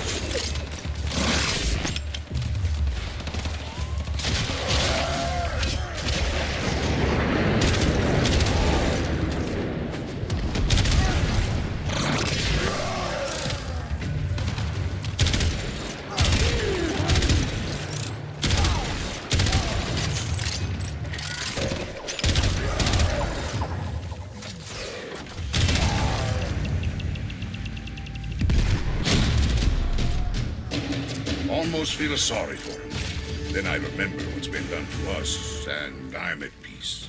Here's your bounty. Swazdula, Dino.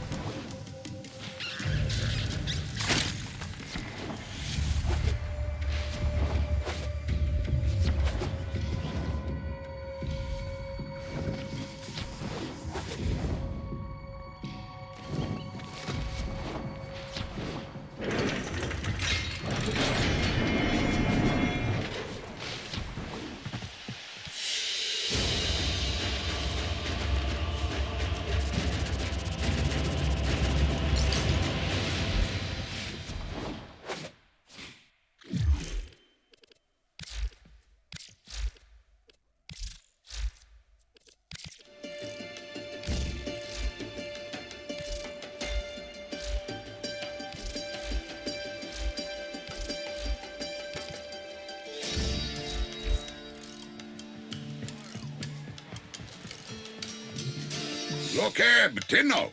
Have you met Saya? Lives on the outskirts of Cetus. See? Here's the three of us. Me, Anko, and headstrong Saya. We were inseparable Oots. The two of them even got married. They were happy. Until he disappeared. That was 5 years ago. Saya never moved on. Never accepted it. And now I'm hearing Quill whispers. The Grenier found some trace of Anko. And just like old times, Saya's about to do something rash. Talk to her, eh? For Kansu. Ayo, we have not spoken in a long time.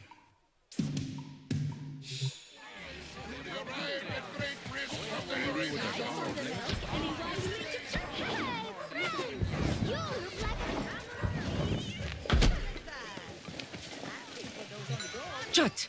No time to talk. There's word of my husband. I have to go. Word travels fast. Konzu and I haven't spoken in 5 years. Not since his involvement in my husband's disappearance. And now he sends you by the Onum. I'll accept help if you bring Onko back to me. But miss a trick, and I'll take care of business myself. Understood? Doga.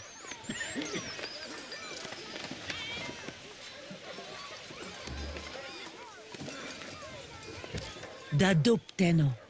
I'll signal you when you're out on the plains. As crazy as this sounds, you're looking for glass.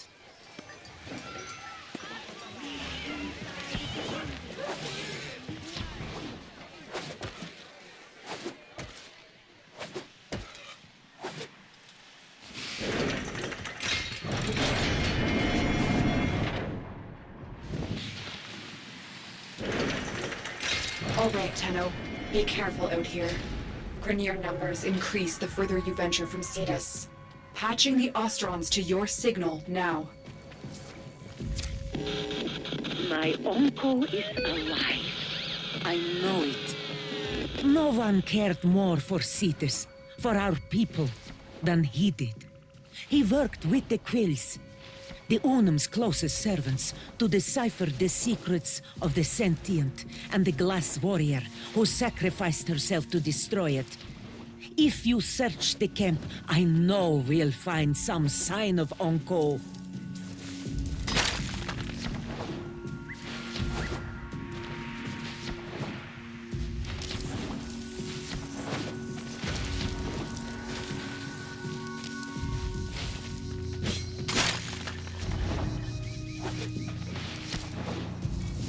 Watch your step, Tenno! My ghouls could be anywhere!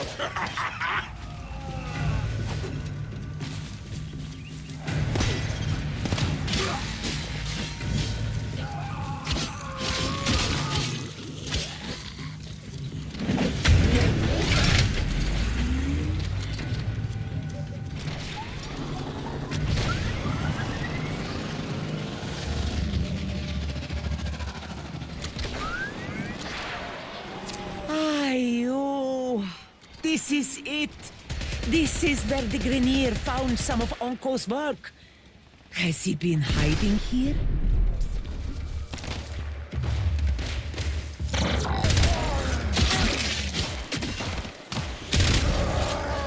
My!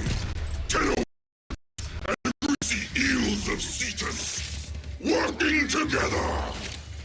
My tusked soldiers will gore you all the same! Heck. I should have known you'd be behind the Grenier incursions here. Who else would feed outmatched troops to an Eidolon if it might further their career?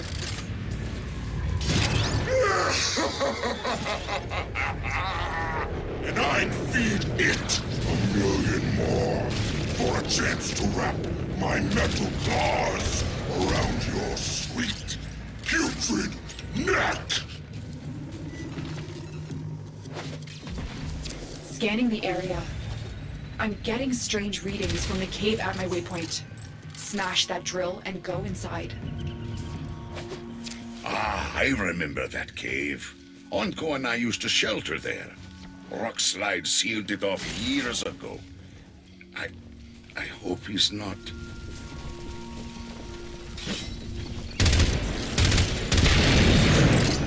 Uncle? Uncle! He should be here!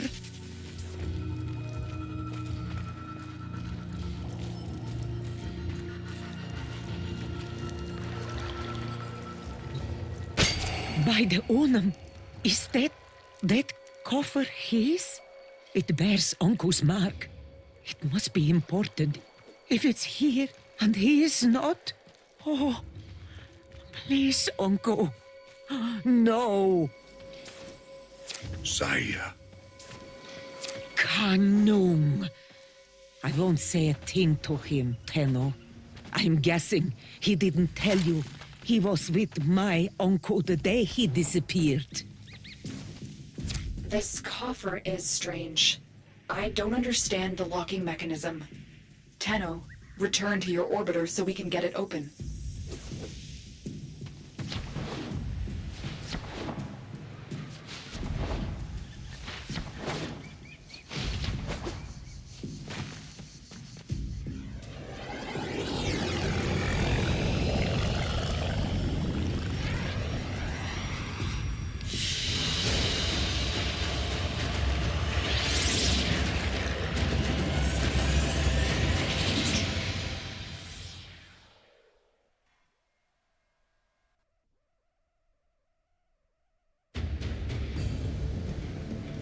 Let's activate your codex system to examine this Ostron container.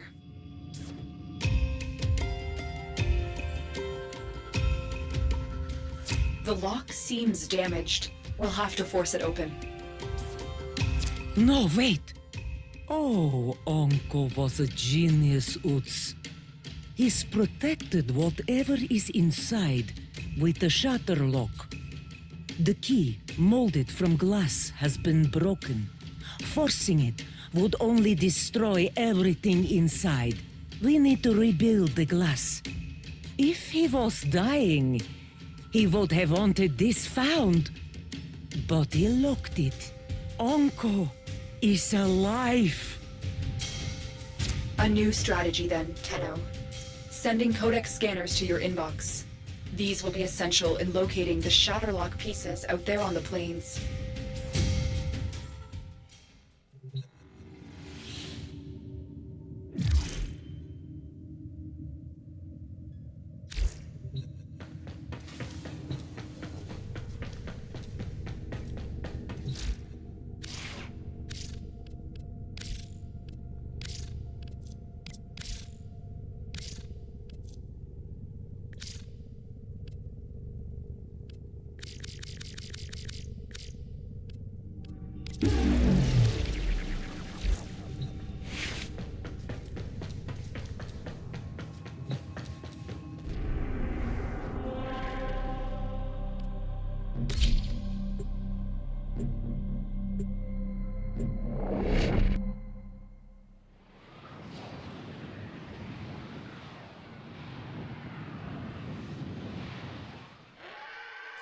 Saya. Chronometer. Let me help. I was there. I might be able to. Oh, you were there all right, Konzu. You both went out on the plains that day. But only you returned. You expect me to believe this had nothing to do with what happened in our early summers? When I rejected your iron flower, your proposal? Iron flower? I can't hear this. You know I had nothing to do with his... I miss him too, sire. Sometimes we fail, despite our best efforts. I love that! New Cool. Smell. Fresh from the bag!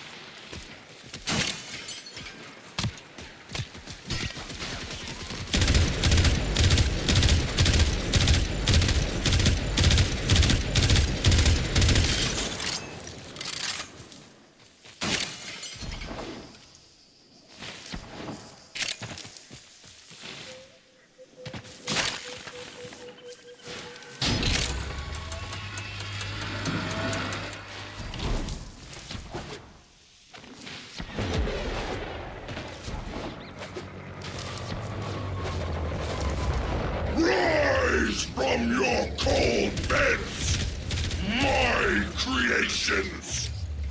Spit the earth from your mouths and kill!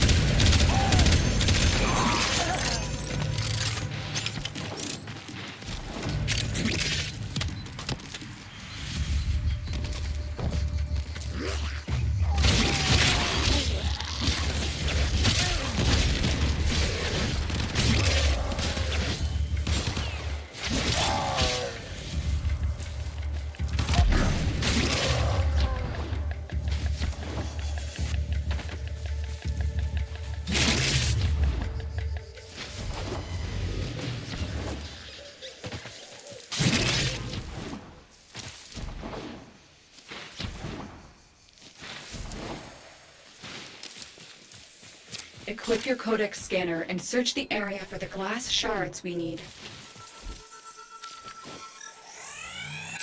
Excellent, Tenno. There should be more in this area.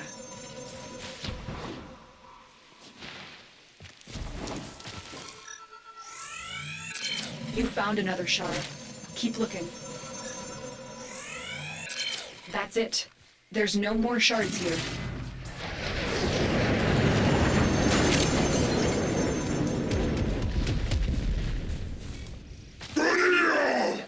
Spread out! Crawl if you have to! I need more glass! It is the key to a power I've never seen! The power to kill a sentient!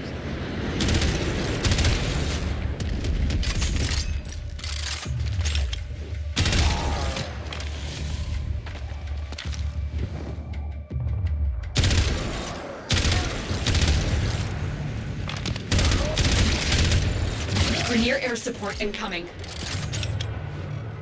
Look what we have here! More fertilizer for our Grenier gardens! Your worm-bloated corpse will blend nicely with the excrement on my crops! I can't extract you until you've dealt with those reinforcements.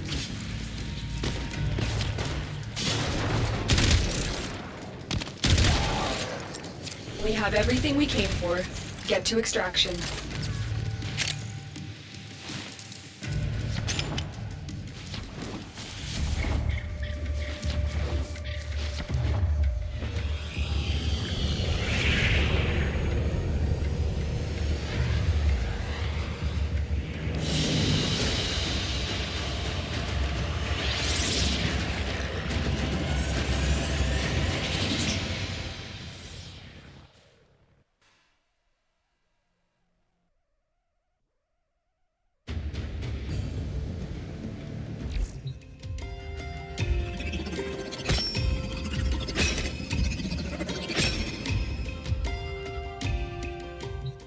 What was Vahek talking about back there? What power is he after? Anko. He found the remains of the Unum's champion, a woman of glass. He studied her, obsessed about her ancient secrets. The Quills of Cetus swore us to secrecy, and the secret held until the Grenier captured one. Can't imagine what they did to get one of them to talk, but Vahek's been after that relic ever since. Oh, this Vahek. Could he have taken Uncle prisoner too? Do you think he'd make a trade? This coffer for my uncle? No. That would go against everything Uncle believed in. The sanctity of our people's home, of Cetus. Tenno, you'll need to find the remaining shards. I've tracked some off-world shipments to a galleon in orbit. Heck may be guarding any key shards he's found up there.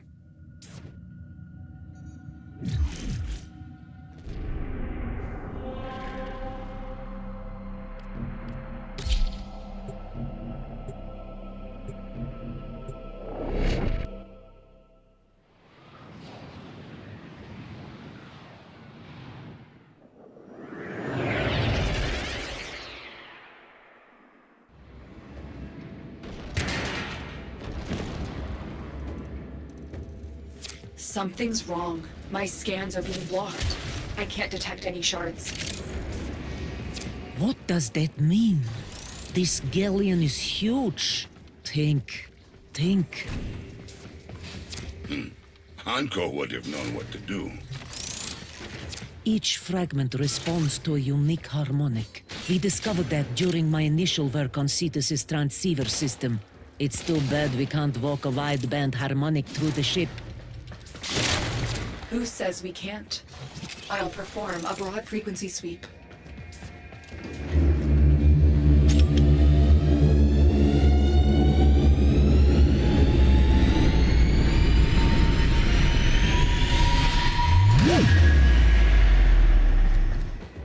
Saya, that worked!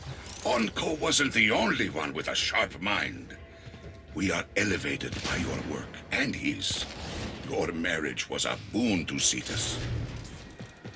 It wasn't always easy. Cetus came first. Always. Things were missed. Special days. Anniversaries. But it was a duty and a privilege.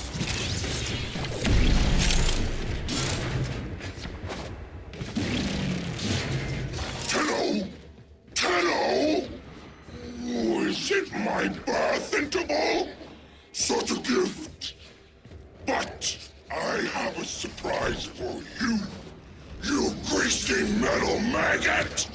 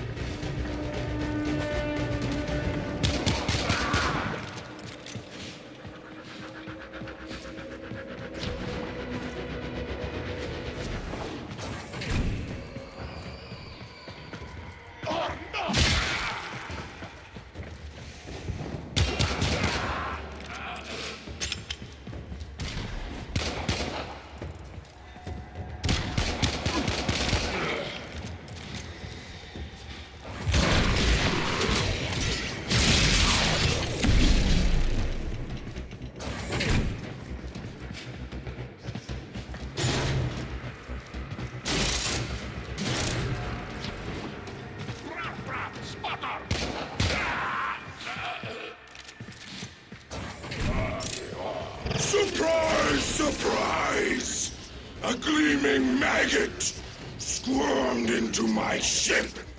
Well, let's see you slip out of this one! What? You pathetic meat piles! Can't you stop one puny maggot from squirming away? Ah!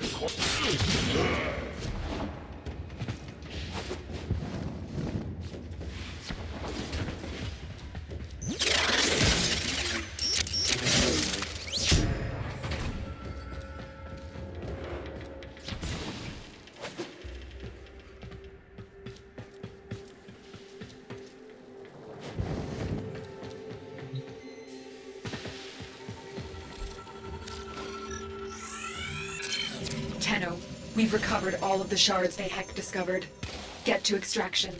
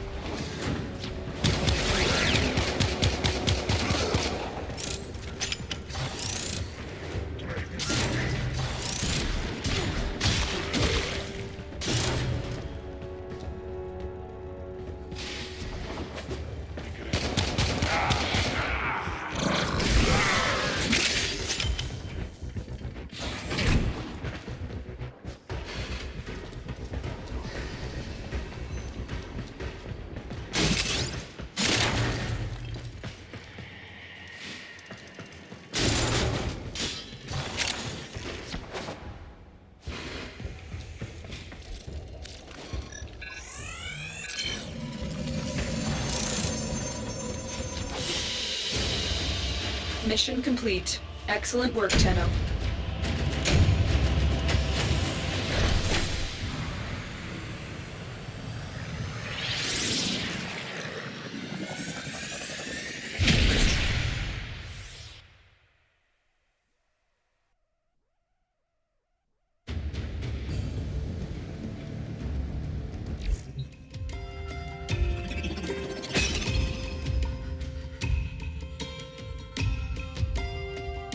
There's only one piece left.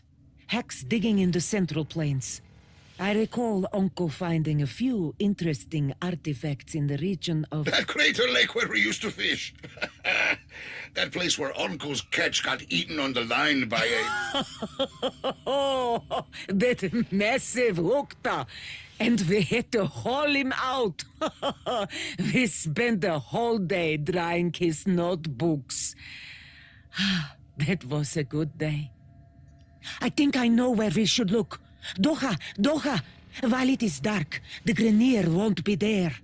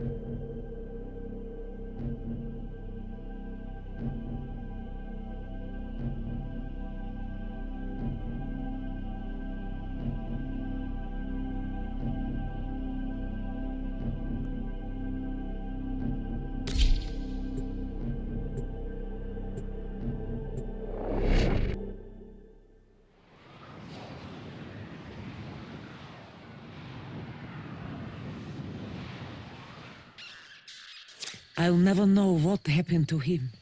I don't even want to open that box now. It won't change a thing. I wouldn't blame you if you turned back. No. I need to know.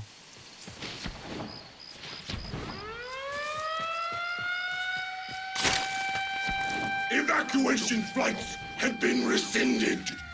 You'll stay out here all night, if that's what it takes. Find that piece before an Eidolon finds you! Krunameta. The Eidolons are all that remains of the great sentient destroyed here. At night, its spirit rises and haunts, a mindless beast trying to rebuild itself. Watch out. If you see one, don't fight it. You can only run.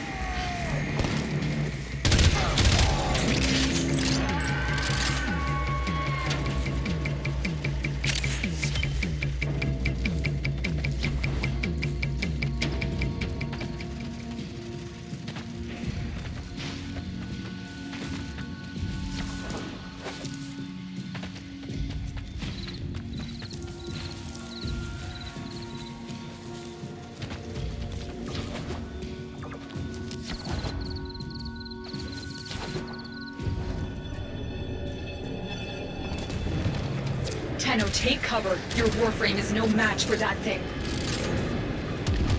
It's beautiful.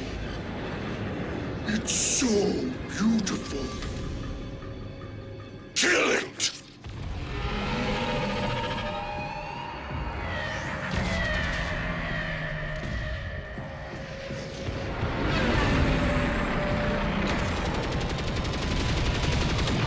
The beast is drawn to the Grenier. Can you get to the excavation site? It has to be in there.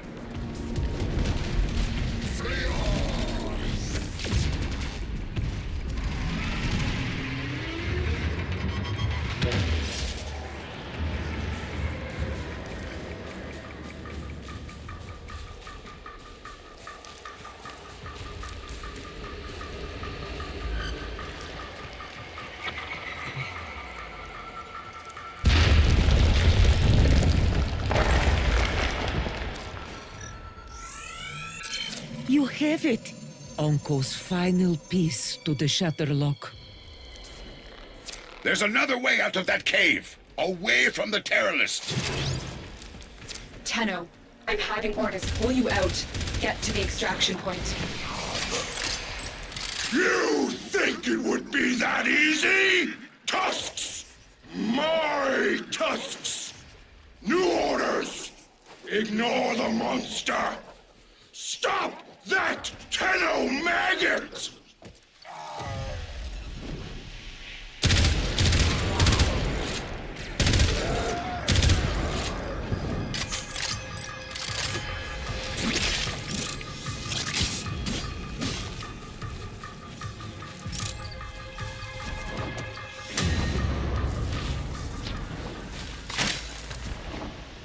Sometimes we fail, despite our best efforts.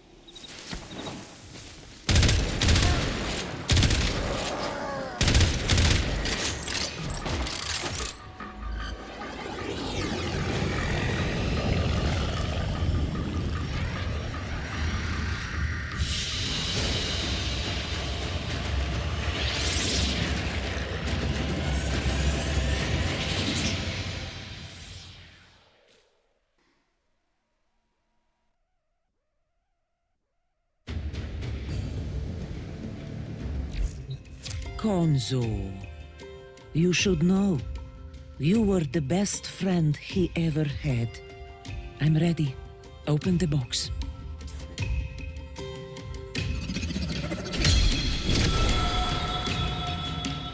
Sire, you kept my flower. Oh, Uncle. You always told me I should try following my heart instead of my head. Shola, I guess it's time I did.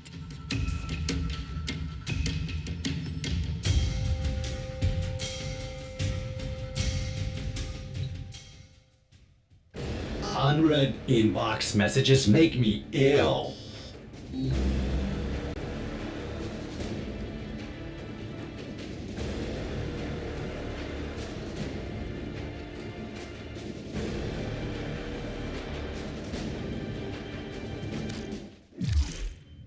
A second frequency sweep on Anko's glass revealed blueprints for Gara, the legendary glass warrior who sacrificed herself to protect Cetus. Anko was wise to ensure this information reached us. The Ostrons are grateful, and so am I. Once again, the path ahead is yours to determine. My supplementary message should make that path more clear.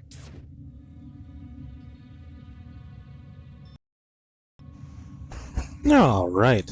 Once you are done with the Cetus quest, you'll get this message.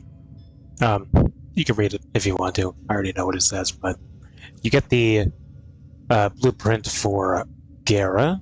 Gara sounds better. Angry. So once you're done those, it is time to explain what the heck is even Cetus, dude. What do you do? What is there to do? Why come back? You know?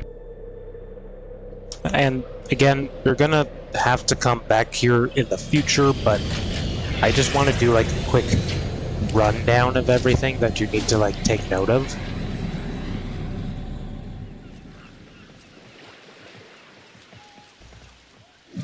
And the first thing you're going to want to take note of is that there's a fast travel option here. You can fast travel to everyone that is available, obviously. You want to start off where you were before. From the plains to the glittering fields of the origin system itself.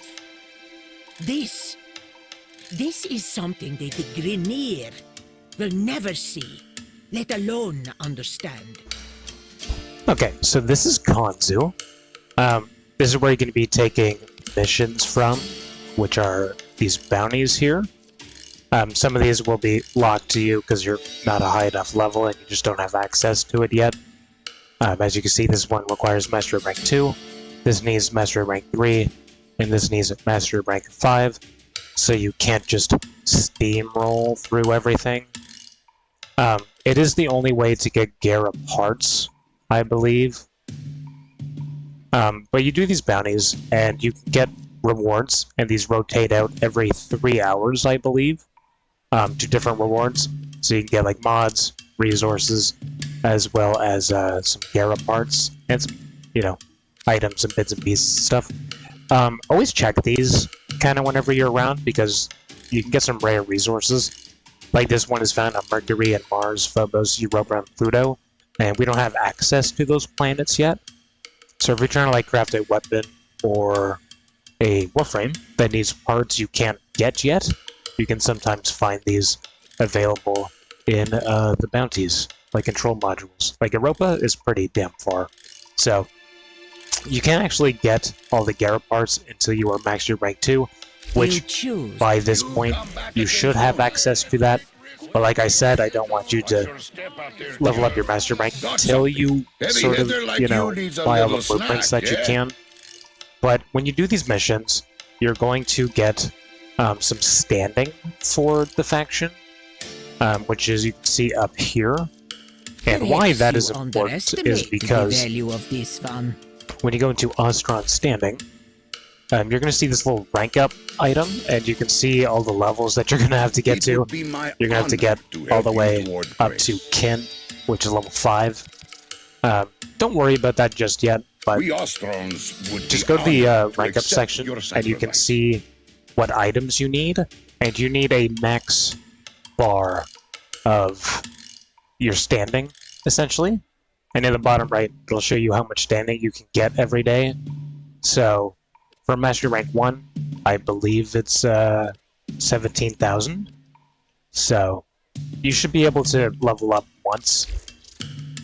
And that is going to be the only way to do everything else around here, basically. So what I want you to do first is actually just complete a few bounties, you know, get some standing, if possible.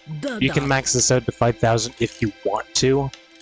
You don't have to, but I recommend just doing a few bounty missions, either alone or with other people. And I'm just going to jump into a few of those real quick. And sometimes there is a limited sort of like event going on in the open world. So for Earth, that'll be the Ghoul Purge. That happens kind of randomly, but it's usually around for like 30 days or so, or until the community defeats enough of them. But you can get some rare stuff out of these, like rare weapons that you can usually never get, some rare items that you're going to need in the future, as well as Aya, which I explained, I think, last episode what Aya is, but don't worry about it too much just yet. But if you do see these around, just kind of hop into those whenever you're able to. This one requires Master Rank 3, which is the same as this one, so just do keep that in mind. But try to get this weapon here, because this weapon is actually pretty damn good. So whenever this is available, just kind of hop into it. Like I said, it's not going to be available all the time, but if it is, just hop in, do these, and yeah. Once we get some standing, I'll come back to explain everything else to you. One more off the docket. Hop to. The Quills say some high-up commander is here to inspect the troops. Sent by the Queens, they say. So, send the Queens a message. Their troops are not welcome near Cetus. Khonsu's intel aligns with my own. A high-ranking Grineer commander landed on the plains hours ago, but his precise location is still a mystery. Let's track him down. Intel suggests the commander has released surveillance drones onto the plains to complete his assessment. Find one and bring it to me. Now, one thing I actually did want to mention while you're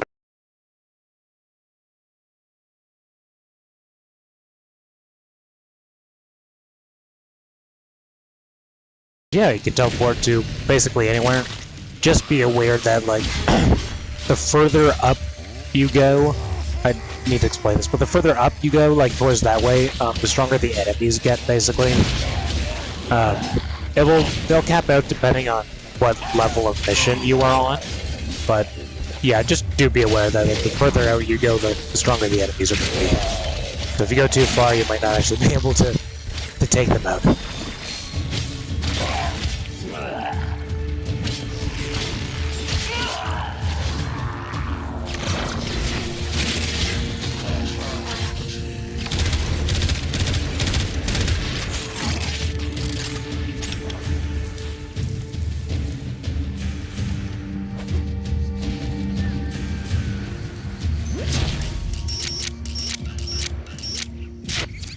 That's it. The drone is under our control now.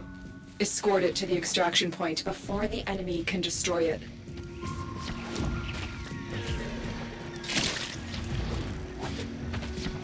More Grenier inbound. Don't let them harm the drone.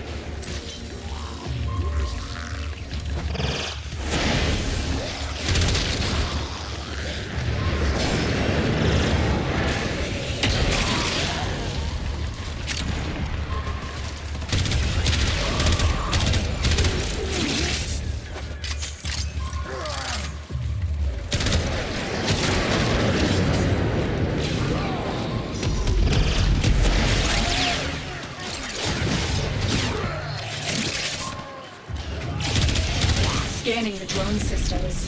Here we go. Stand by for coordinates.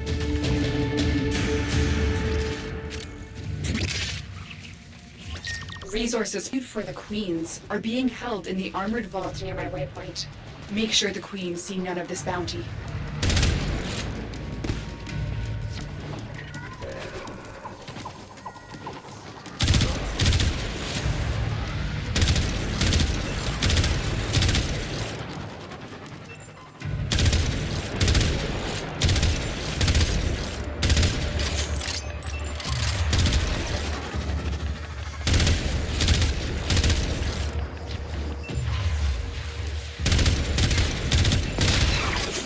The vault's armor is too strong for your weapons to penetrate.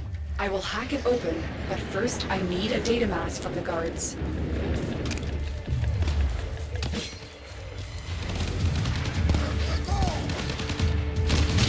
They dropped the data mass. Grab it. Good. Now insert that data mass into the console. They dropped the data mass. Grab it. If they destroy the console, we'll never get the vault open.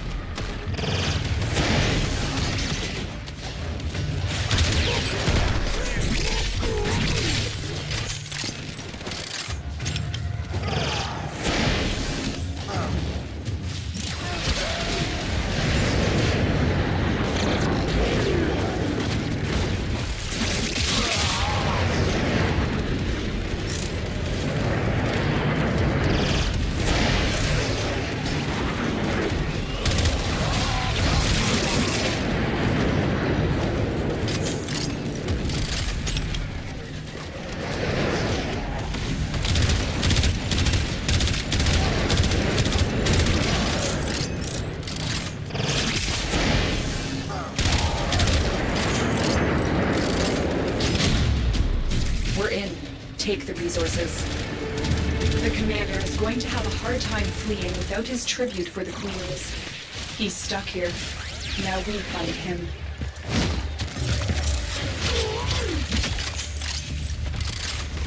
Our commander has run out of options.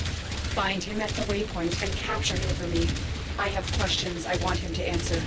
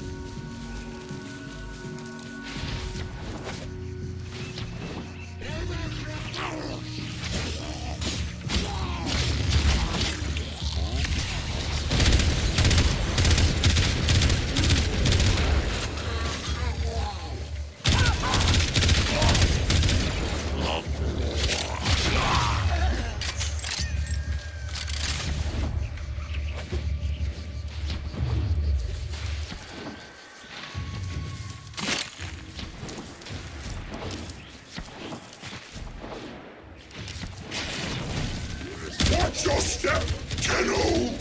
My ghouls could be anywhere!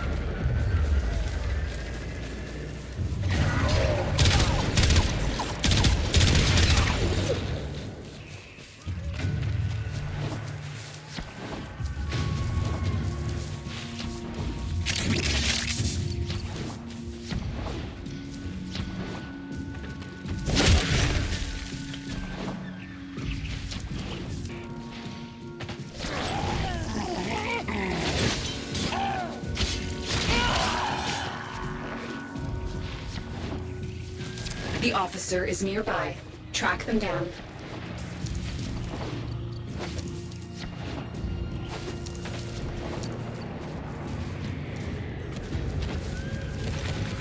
There's the officer. Capture them.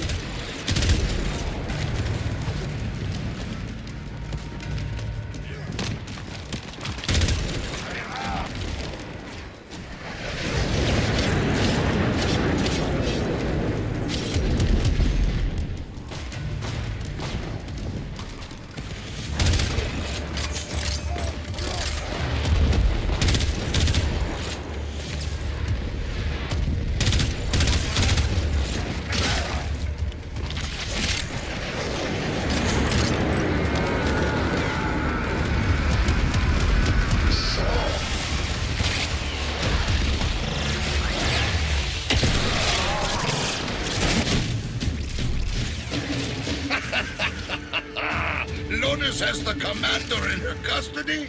He won't be sleeping too good tonight, but I will. The dupes, hurrah!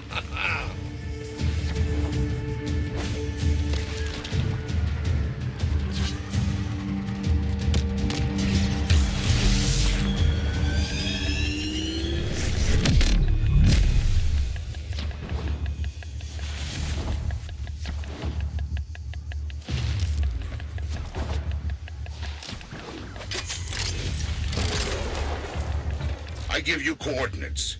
You go in, you work, nobody but you comes out. Good?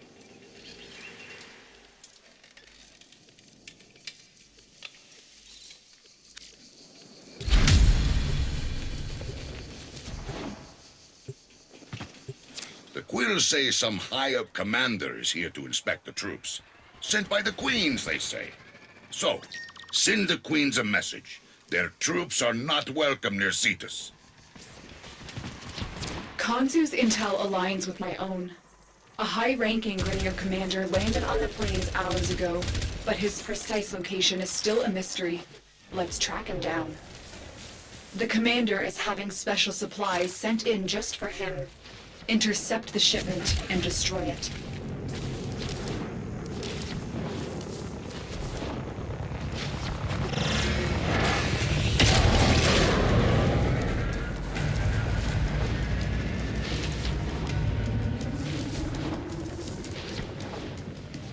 Among these troops is a resupply beacon. Find it and take it. There's the supply beacon. Grab it so I can call in the drop.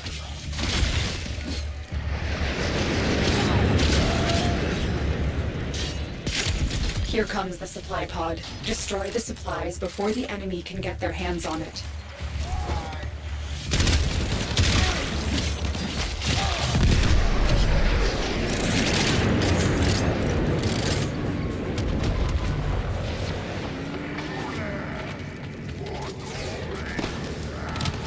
Take that supply beacon, and I will call in the drop.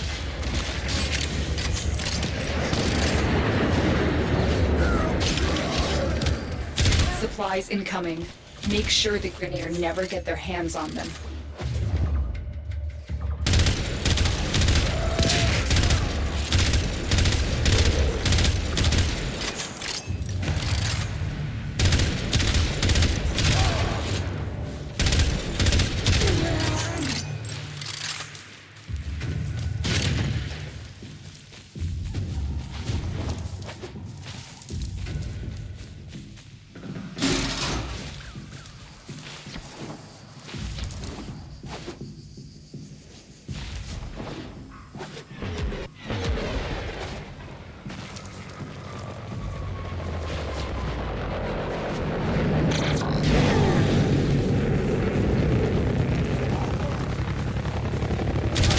Take that supply beacon, and I will call in the drop.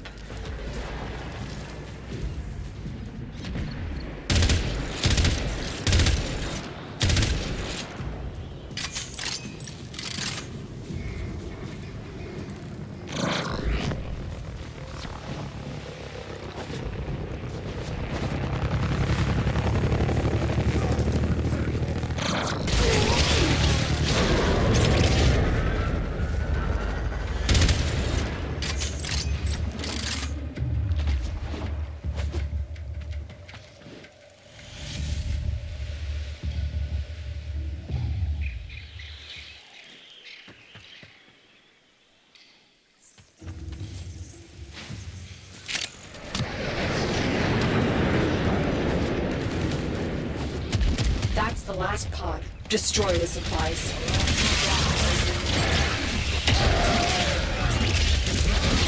Comms just lit up. The commander's subordinates are all trying to deflect blame. Let's see if they drop any more intel.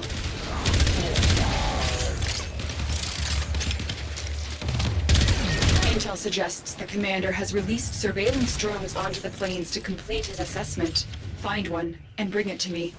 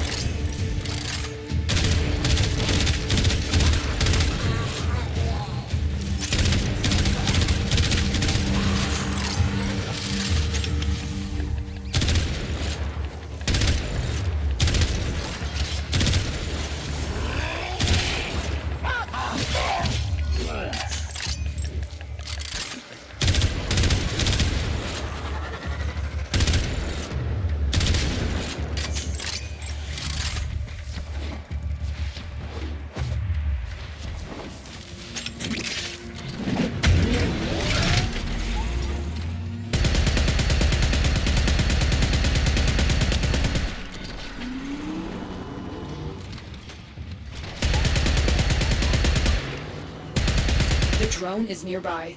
Find it and hack it.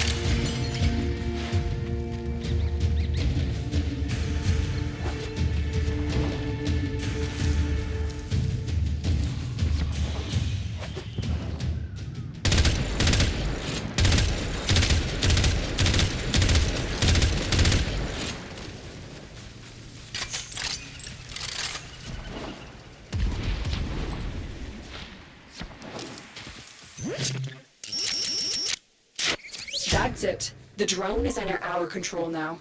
Escort it to the extraction point before the enemy can destroy it.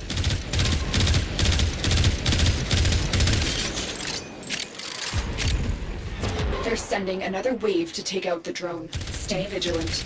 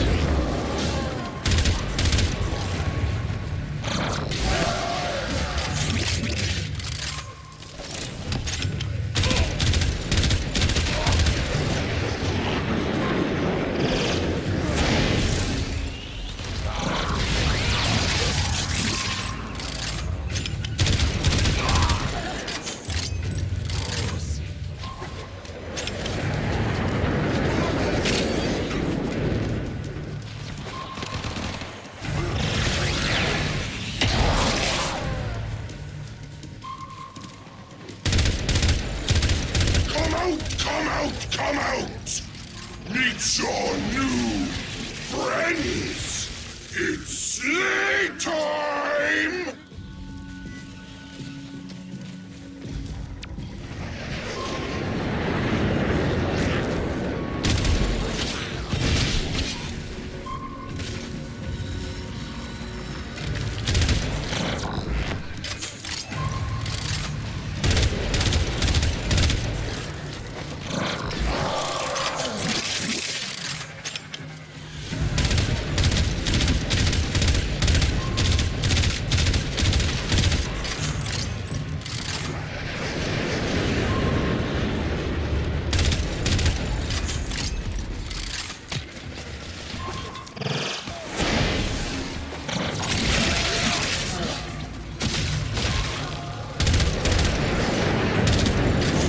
Scanning the drone systems. Here we go. Stand by for coordinates.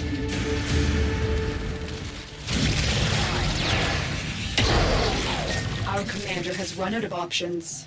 Find him at the waypoint and capture him for me. I have questions I want him to answer.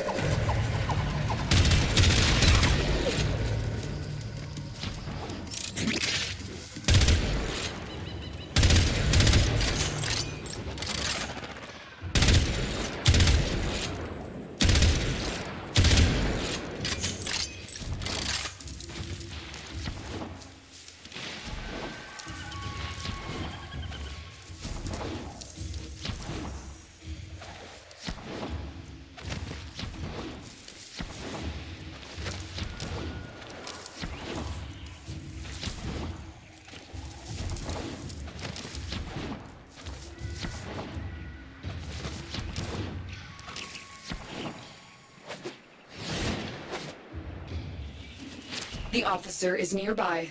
Track them down. There's the officer. Capture them.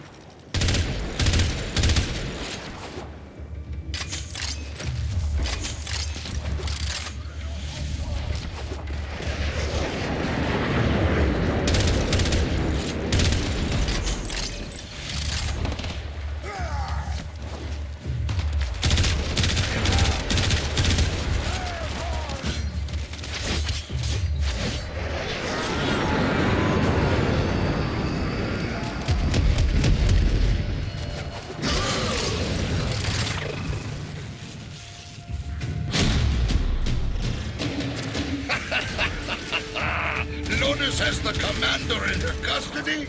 He won't be sleeping too good tonight, but I will. TheTrueAura!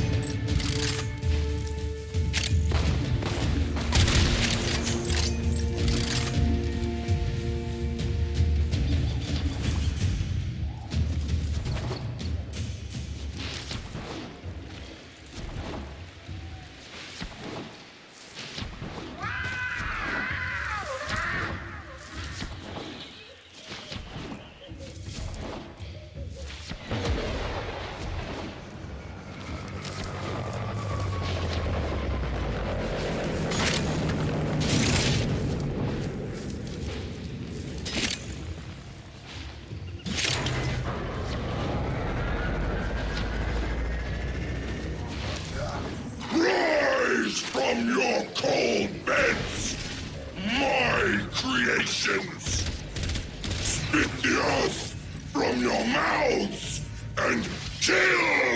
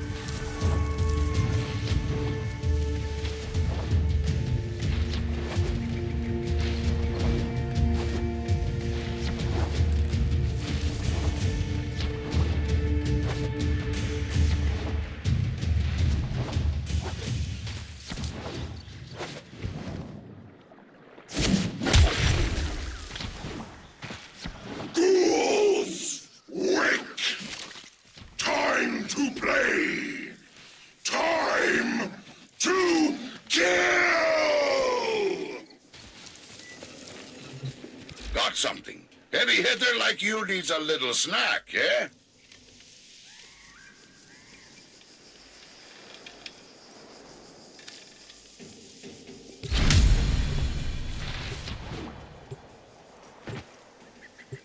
The Quills say some high-up commander is here to inspect the troops.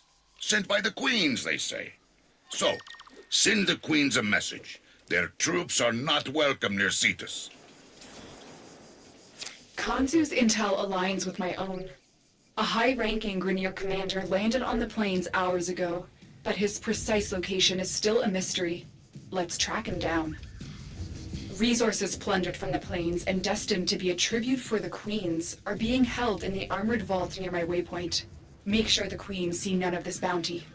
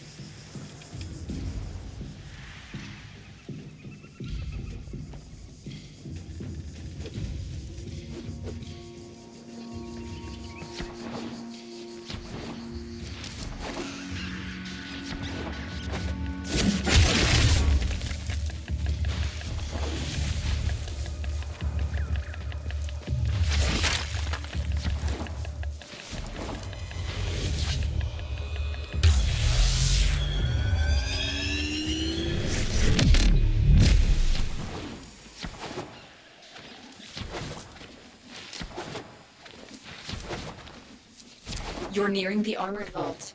Take out the surrounding guards. One of them is carrying a data mass, and we'll need that to get inside. They dropped the data mass. Grab it. Good. Now insert that data mass into the console.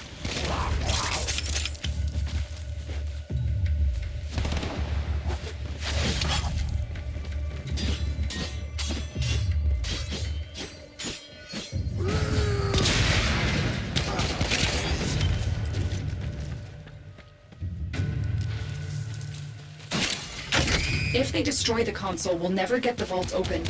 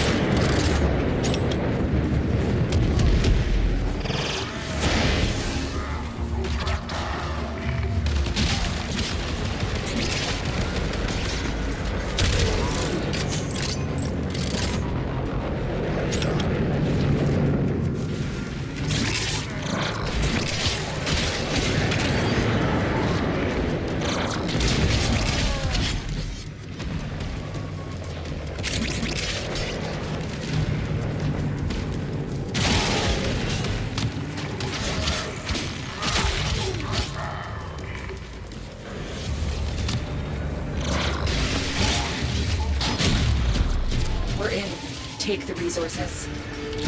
The commander is going to have a hard time fleeing without his tribute for the queens. He's stuck here. Now we find him.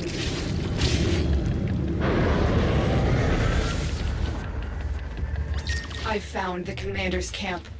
Liberate it from Grenier control.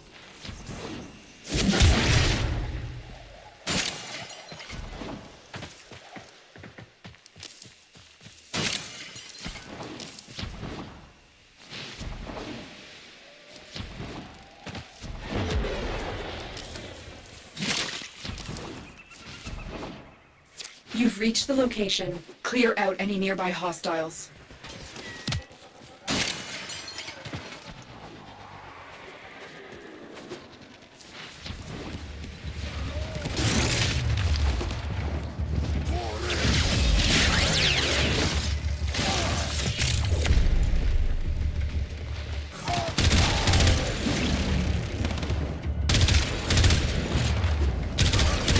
You captured the location. Do not let them retake it.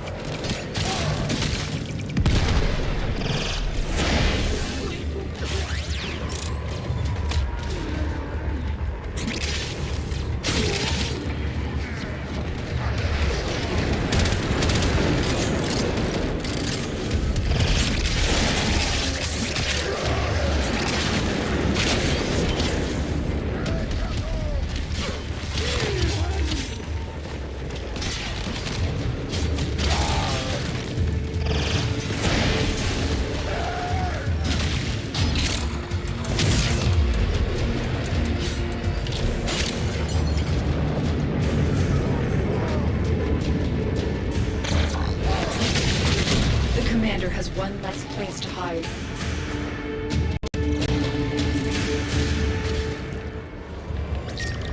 commander has run out of options. Find him at the waypoint and capture him for me. I have questions I want him to answer.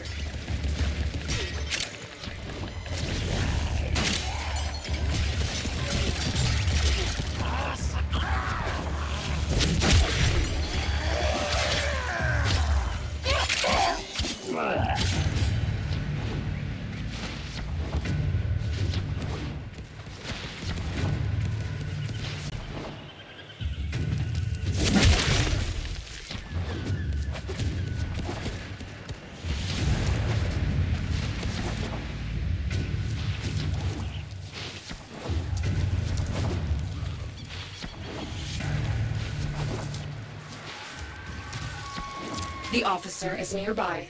Track them down.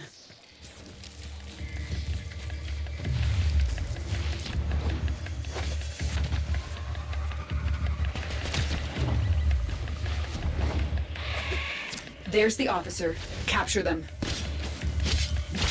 My ghouls! My fantasies made flesh.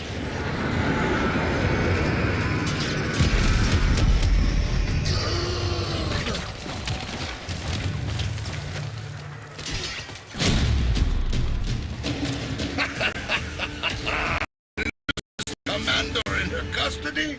He won't be sleeping too good tonight, but I will. TheTrueAura!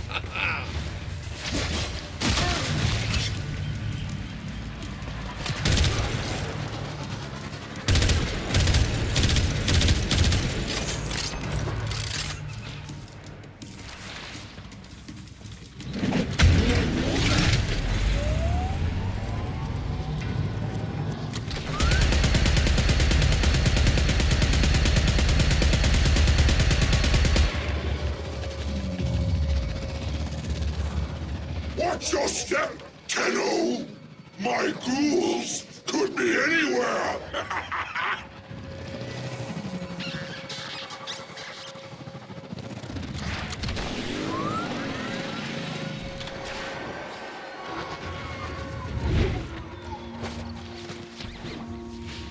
You pay me and you come back again soon.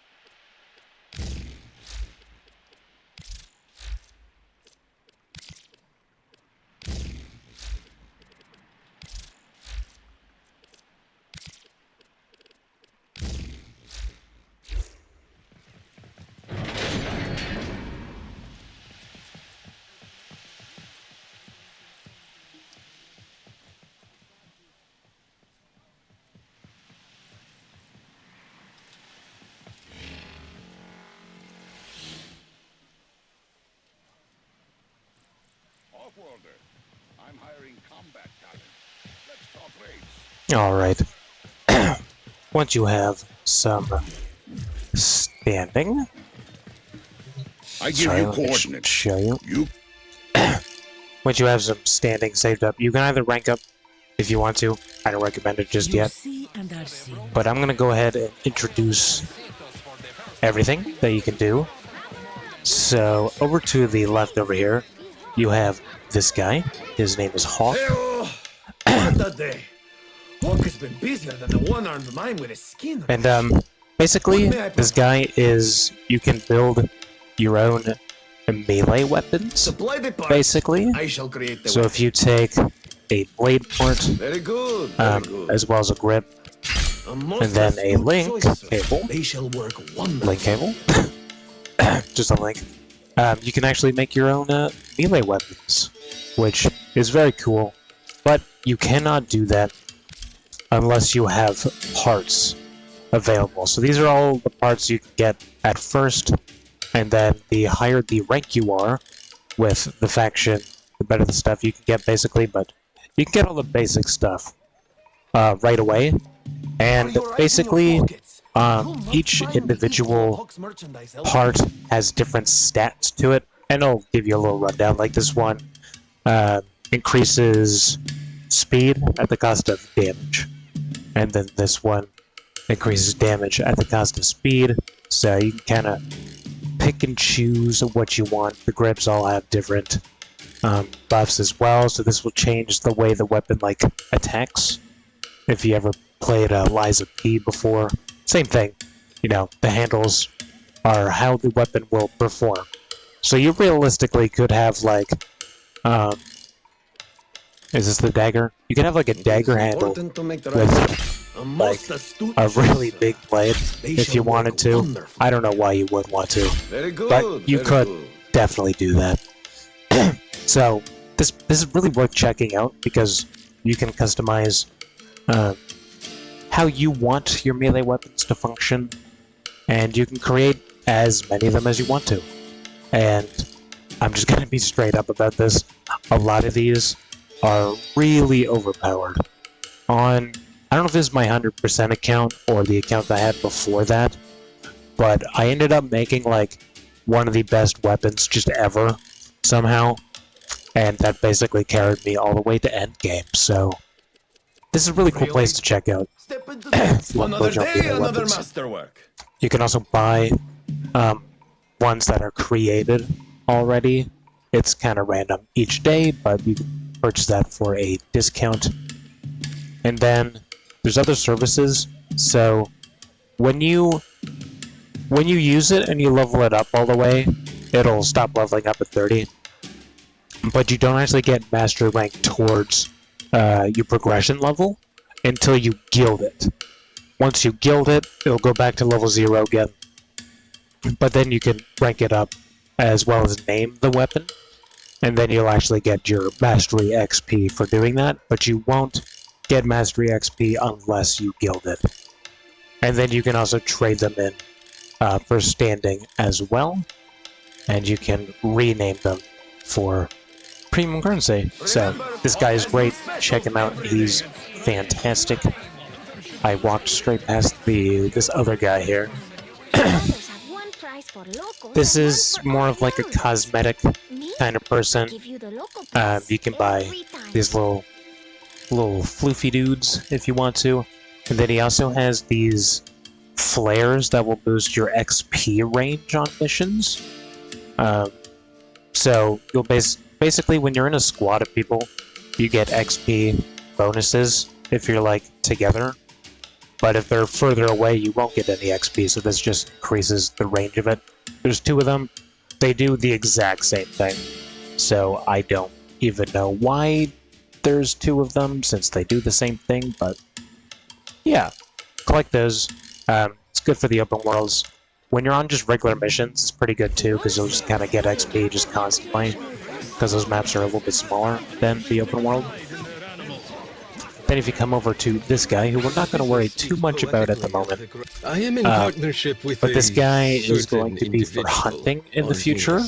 Like I said, don't worry about it right now, but you are able to hunt animals, and then you can trade tags from those captured animals to get some floofs, a badge, an emblem if you will, and then some rare mods for companions as well. And then you can also get some more like cosmetic stuff that you can place around, so like caged animals if you wanted to, and then also colors for companions as well.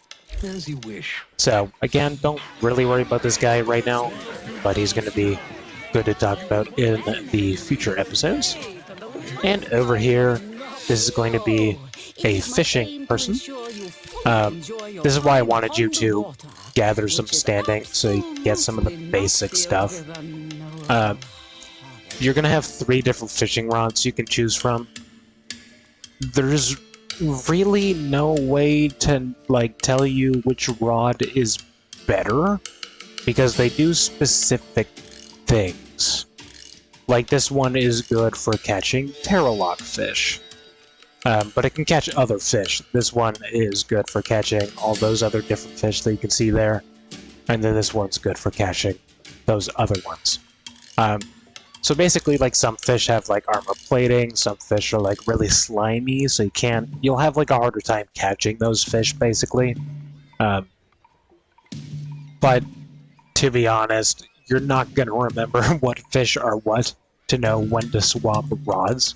So just kind of choose whatever. I do recommend just getting all of them, and you can choose which one you have like the best time with.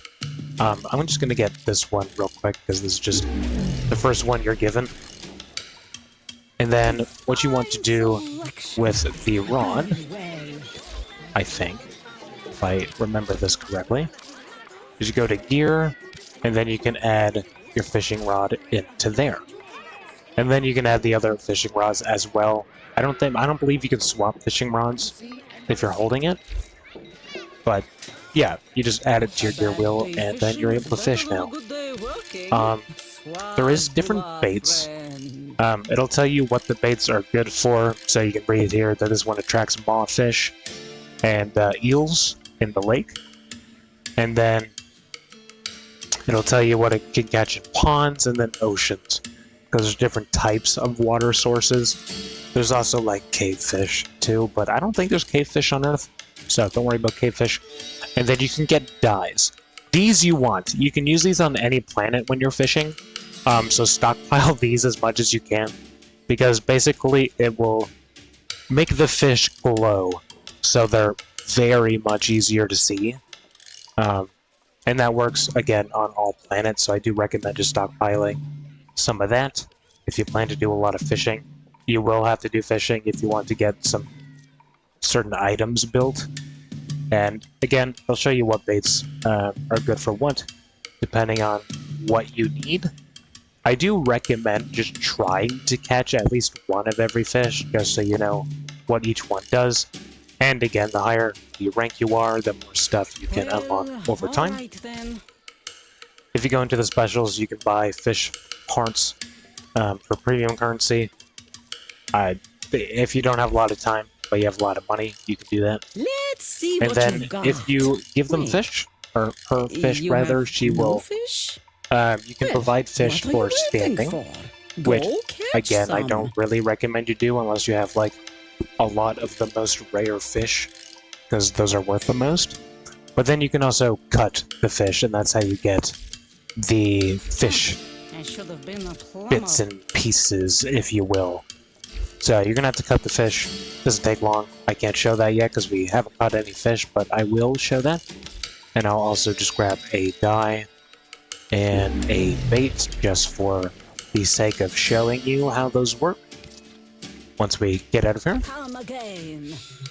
So yeah, you're gonna have to do some fishing in the future if you're trying to unlock like certain weapons and warframes and stuff like that, so just do be aware of that. You're gonna have to do some fishing at some point. And then over here, you have this other guy. His name is Sumbet. Old man Sumbet, to be exact. And this guy is going to be a mining guy. So you need to pick up a mining laser.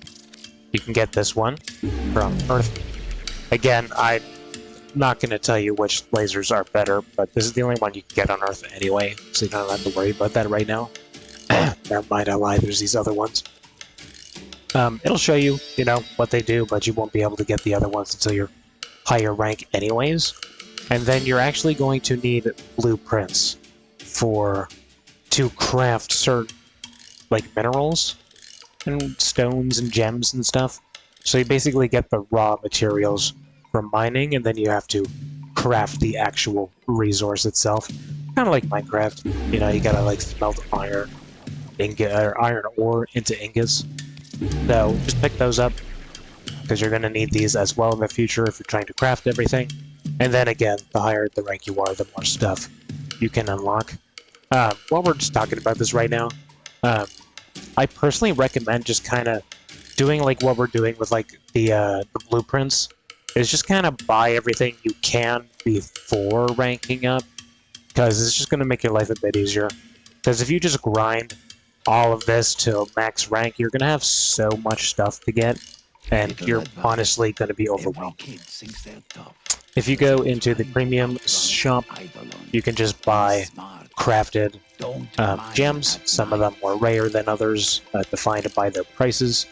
Again, if you don't have a lot of time but you have a lot of money, that is the way you would do that. And then you can trade some of these more rare gems for standing as well.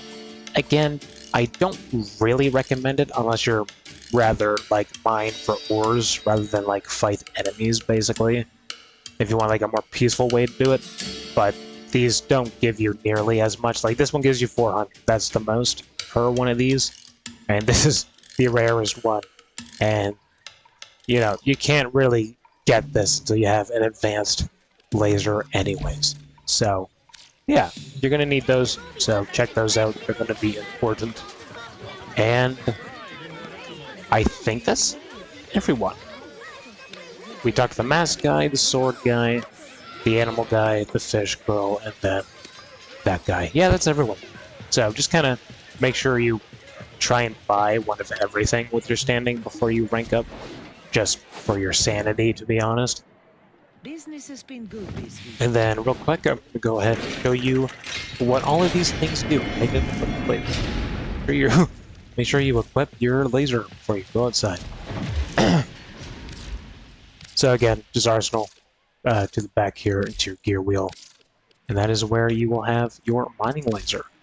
Now, just a quick note to mention, you do not need to apply bait and dyes into your gear wheel. Those will just pop up when you're fishing. So I'll go show you how those work real quick. And then that'll cover the basic of the open world.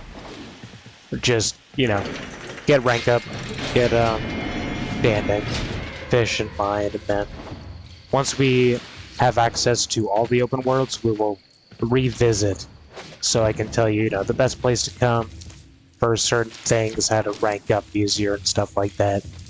I could probably tell you how to rank up on this one pretty easily, so we might just run through that real quick. So let's just go over to a body of water over here. Hopefully there's not a lot of enemies. Not that it matters, but they will start shooting. So once you're near some water, you're going to obviously pull out your fishing rod. And if you can see on the bottom there, you have access to your bait and your dyes. So if you throw in some bait, that will attract certain types of fish, depending on like where you are, time of day, and stuff like that. And then you also have your dyes as well. If you throw in the luminous dye, this will make the fish light up, so you can actually see them properly, because they are quite hard to see sometimes. And then you just throw your spear at it, there you go. You just caught a fish. How long the dye lasts, I don't have an official timer for that. I want to say it's like 5 minutes. It could be 10 minutes. I want to say 5 minutes, though.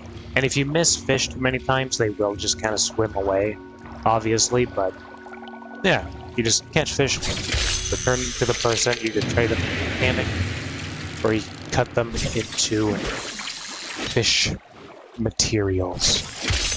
And there is different sizes of fish as well, small, medium, and large. As you can see, this is a large one. Weighs more, and you actually get more standing and more resources. But the way the standing works is, like, the more rare the fish, the more standing you can get. So if you're spending your time catching the rarest type of fish, which I believe is the Norg, I don't even remember where to catch an orc, so I'm gonna have to do some research so I can actually tell you where to get every type of fish in the future. But if you were to catch the rarest type of fish all the time with bait, you can get pretty good standing out of it, because I think it's like 1,000 standing per fish, basically. So at the beginning, it's totally viable, as long as you know where to look, because you can't just catch any fish wherever. You have to go to specific, lakes, ponds, or ocean spots. Sometimes during the day, sometimes during the night. It all really depends on what kind of fish you're trying to get. But yeah, it's quite nice. It's quite peaceful. It's a good change of pace, and that's just kind of fun too. If you like fishing. If you don't like fishing, you probably won't spend much more time here than you have to. But if you do like fishing, this is it's quite a good time, to be honest. But before I come up with the video showing you all the specific spots for everything, I do recommend just trying out different baits in different spots, and just, using different dyes and stuff like that, and different rods, and just kind of seeing what you can find, and just, take note of it, Obviously, this spot is good for heals, so you can kind of keep note of that in the back of your head. Because certain types of fish will give you certain types of fish resources. I don't want to keep calling them fish because that sounds fucking disgusting, but I mean, it technically is true, lungs, hearts, eyes, stuff like that. So, yeah, different fish give you different pieces of fish, basically. So, yeah, that is how you fish. You can fish basically wherever there's water, other than like a little tiny puddle, obviously. But if you throw some dye in, if you don't see fish showing up, you probably can't catch fish there, or there's just no fish to get, which sometimes happens. Sometimes you're in like a really rare spot, and it takes a long time for like a single fish to show up, which is why the baits are good, but even then, sometimes it does take a little bit. So, yeah, that's how fishing works. I'm not going to dwell on it any longer, because I just talked about it. And then these little blue spots, as well as red spots you may have seen doing some missions, these are going to be the resources you're able to mine. So just pull out your laser and point it at the rock, at these little blue spots, and then you just hold it down until you fill it into that white box. You don't have to fill it into the white box, but you do get a better chance of getting something a little more rare when you do that. There is a difference between the red and blue ones, but I'm not going to get into that right now, just because we're here for like the basic rundown of everything. But yeah, that is how you mine resources. And if you see on the right side there, and you hear that little beeping, it'll actually tell you how close you are to a spot to mine.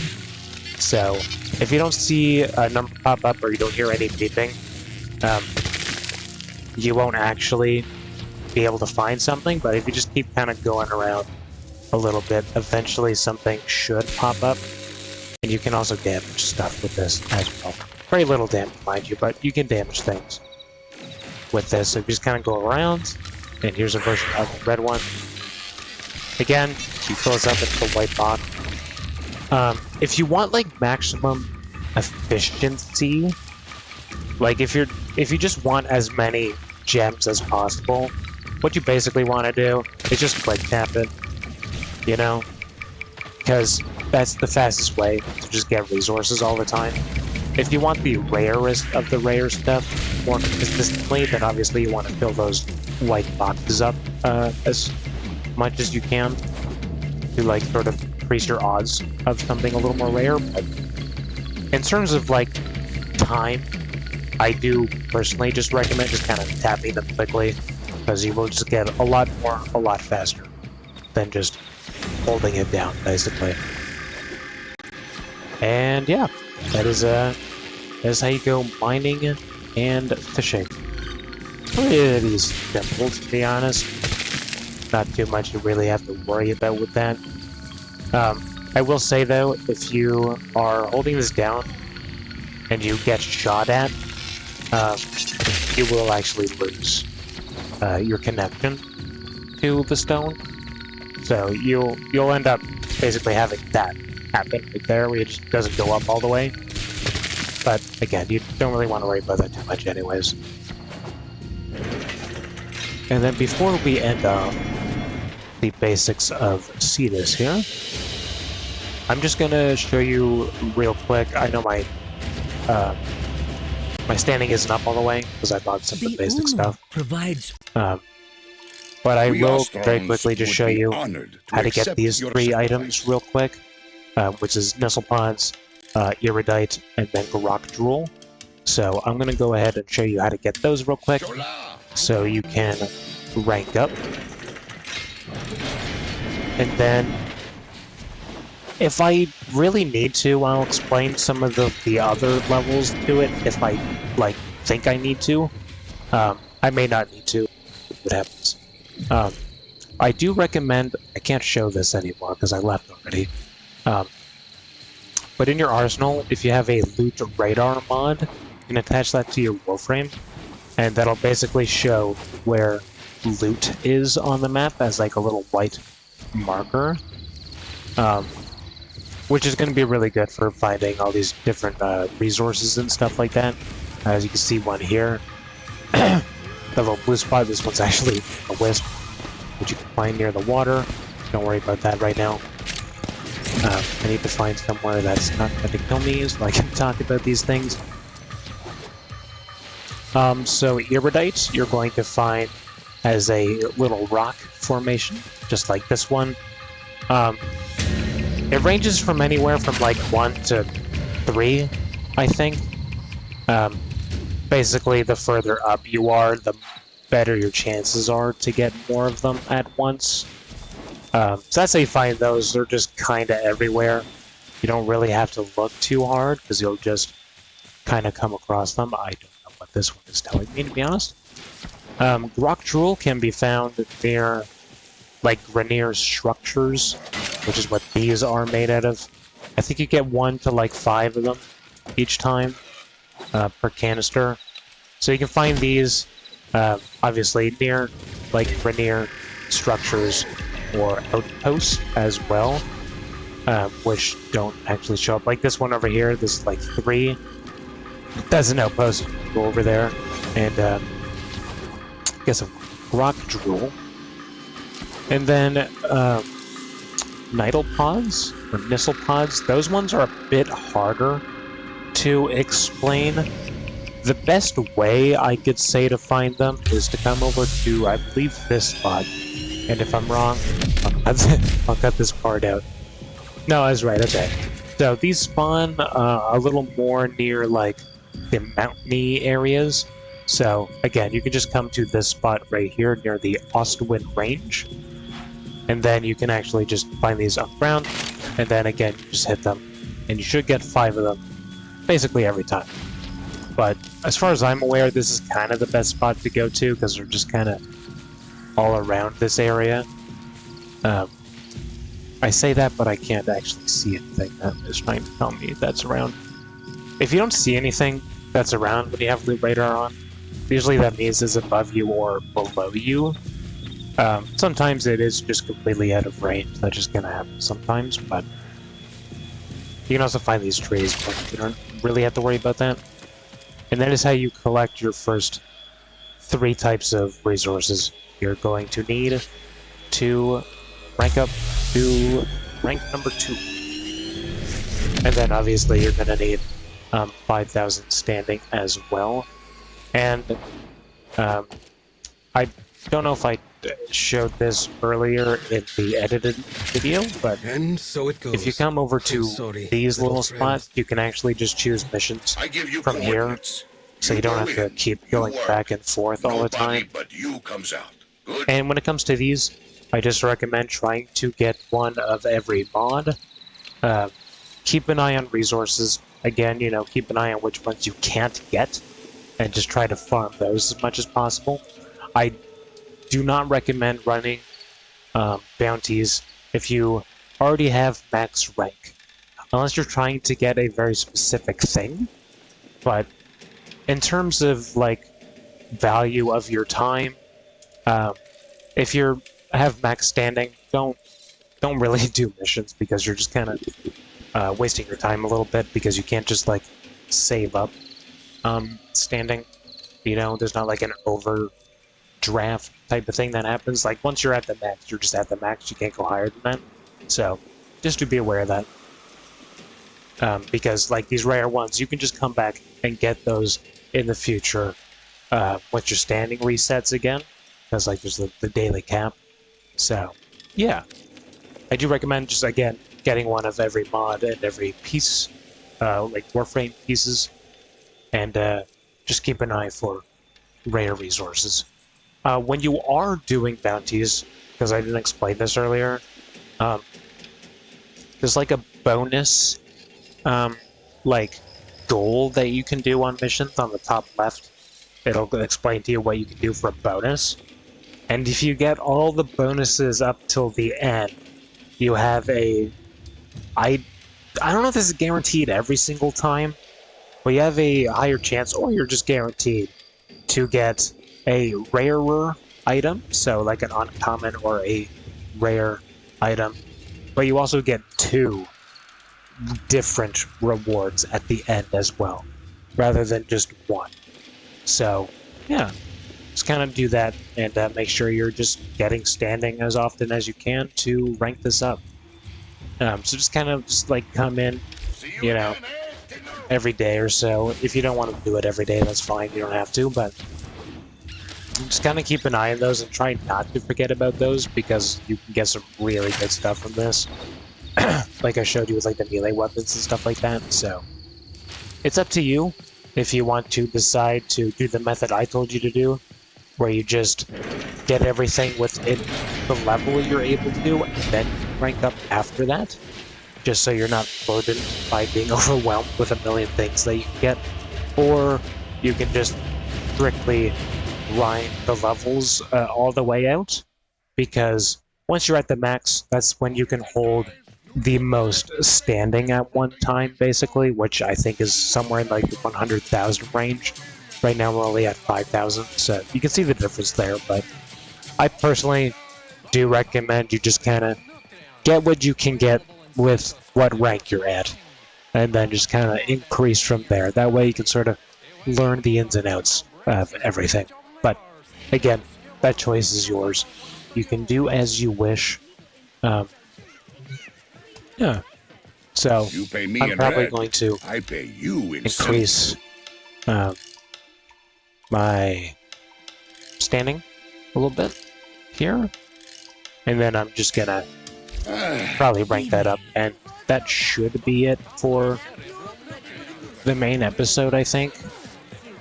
Because this is mostly what I just wanted to cover this episode, was this whole area and explaining all of those mechanics, because you are going to be spending time here if you plan to, you know, enjoy the game to the fullest. So, yeah. If something comes up later on, I'll add that into the post-production, but that should be it as far as I'm aware for the time being. Either in this episode or next episode, I'm going to talk about like mission types and damages. I'm probably going to save that for next episode, so we can talk about like, you know, Earth and all the different stuff going on. And then after that, I think we're officially done with Earth stuff, and then we can move on to the next planet. So, yeah. Very cool stuff. And, yeah.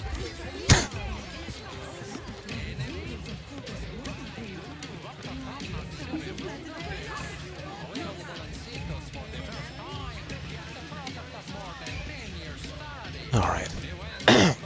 It is getting kind of late, though. I don't know if I'm gonna have enough time to level my shit up right now. And get all the melee stuff done. No pet. These are will 1,000. not be attending your poetry recital. Yeah. I'd rather get the plate in his head and Yeah, I don't have time for that right Tell me I now. serve. So you'll just So wait. I think what I'm gonna do actually is I'm gonna just rank up once, because I personally am okay with that. I know I recommend new players not to do that, but that's because they're new. I'm not new. I've I been here give you 11 years, okay? coordinates. You go in. But they're new. You work. Nobody but you So comes I out. might just Good? run this once or twice, because I'm still trying to get streamline here. And I have that already. I got that. I got some more fixed as well. I realistically should be doing this, but I am going to... I'm going to save that until I have this. Then I can do that, if it's still around by then.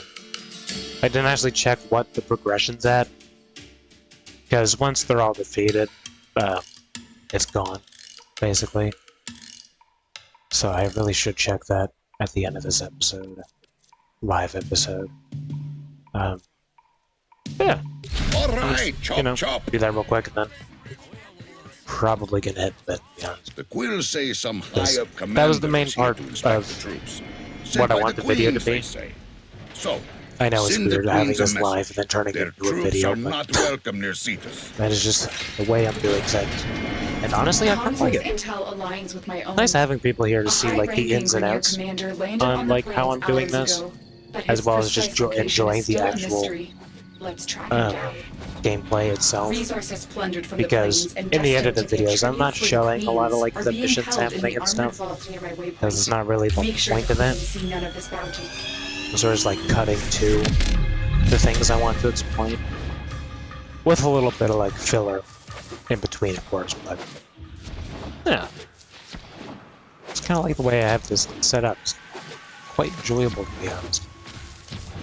Editing's a little finicky with a shitty computer, but we're making it work. Is carrying a data mass, and we'll need that to get inside. But yeah, this is probably gonna do it for me after this. After I rank this up.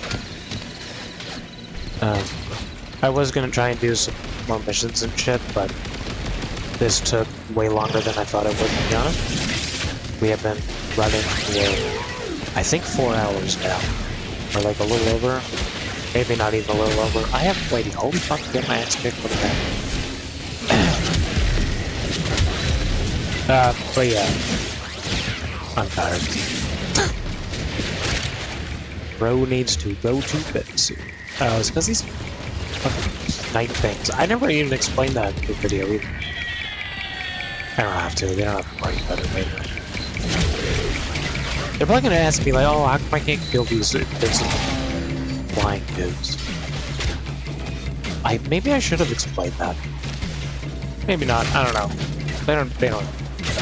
They shouldn't be able to night anyways. Grab it. Night's a dangerous time. Now insert that data mass into the console. If they destroy the console, we'll never get the vault. But yeah, you can basically just collect that thing. It'll dump those up whenever you take off the shell, basically. It's weird. But it's like the only way to kill them until the future. Because I don't want to spoil things for anyone that doesn't know. Even though it'd be edited out in the future, these episodes, or this video itself is still live, so I don't want to spoil anything for people.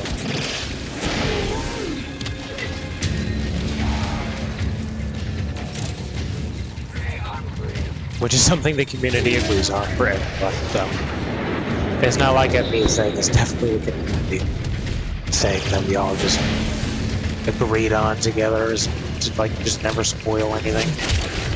We can give like little like teasers, like hints to like spark curiosity a little bit. Other than that, yeah, no. As a community, we're very hard on not spoiling things for people.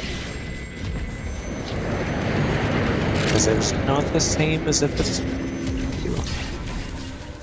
Which is why I'm pissed I spoiled the, the new war, which is something I've been waiting for since like the start of this game. That was the update I was waiting for so long, to see how the story continues. And then I just went ahead and spoiled it, messed up. We're in. So. Take the resources. I regret that, because now when I actually get there, it won't be like super raw reactions. I mean, I forget a lot of what happens, but I definitely remember the most important pieces. But again, I won't spoil that. So. Liberate it from Grenier control. But yeah. That's You've probably reached not the good. location. I need to Clear out any probably nearby stop talking. hostiles. This is gonna exhaust me more. I don't want to myself when I'm in the middle of fighting, though. Is there any other Fetus-related stuff for, like, The beginners I location need is to talk ours. about? Wait. Incoming That I, like, assault. forgot to Don't talk let them about? retake this territory. I can... They don't need to know about night stuff right now. They don't have to know the best spots. They don't even know what hunting is yet. So they don't have to worry about that. They just have to worry about getting standing and collecting mission goals, basically. And then in the future, we can talk about hunting. And then in the future, I can talk about more in-depth on how to get very specific stuff and very specific fun, basically. But yeah, because we're still literally at the very beginning, I don't think I need to overwhelm people with that kind of information just yet. It's gonna take them time to be even able to do a lot of that stuff anyways. And then I think in the future we actually have to come back a fourth time.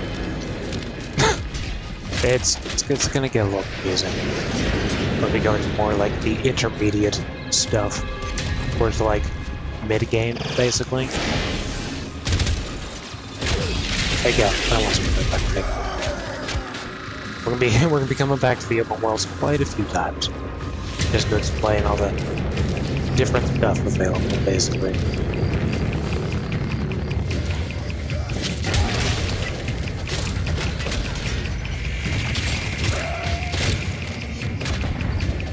I guess I could also explain how to get Carve.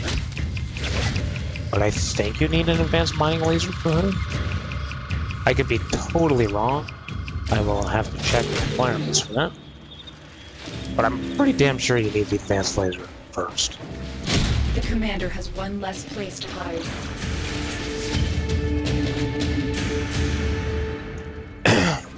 Again, Our commander has run out of options.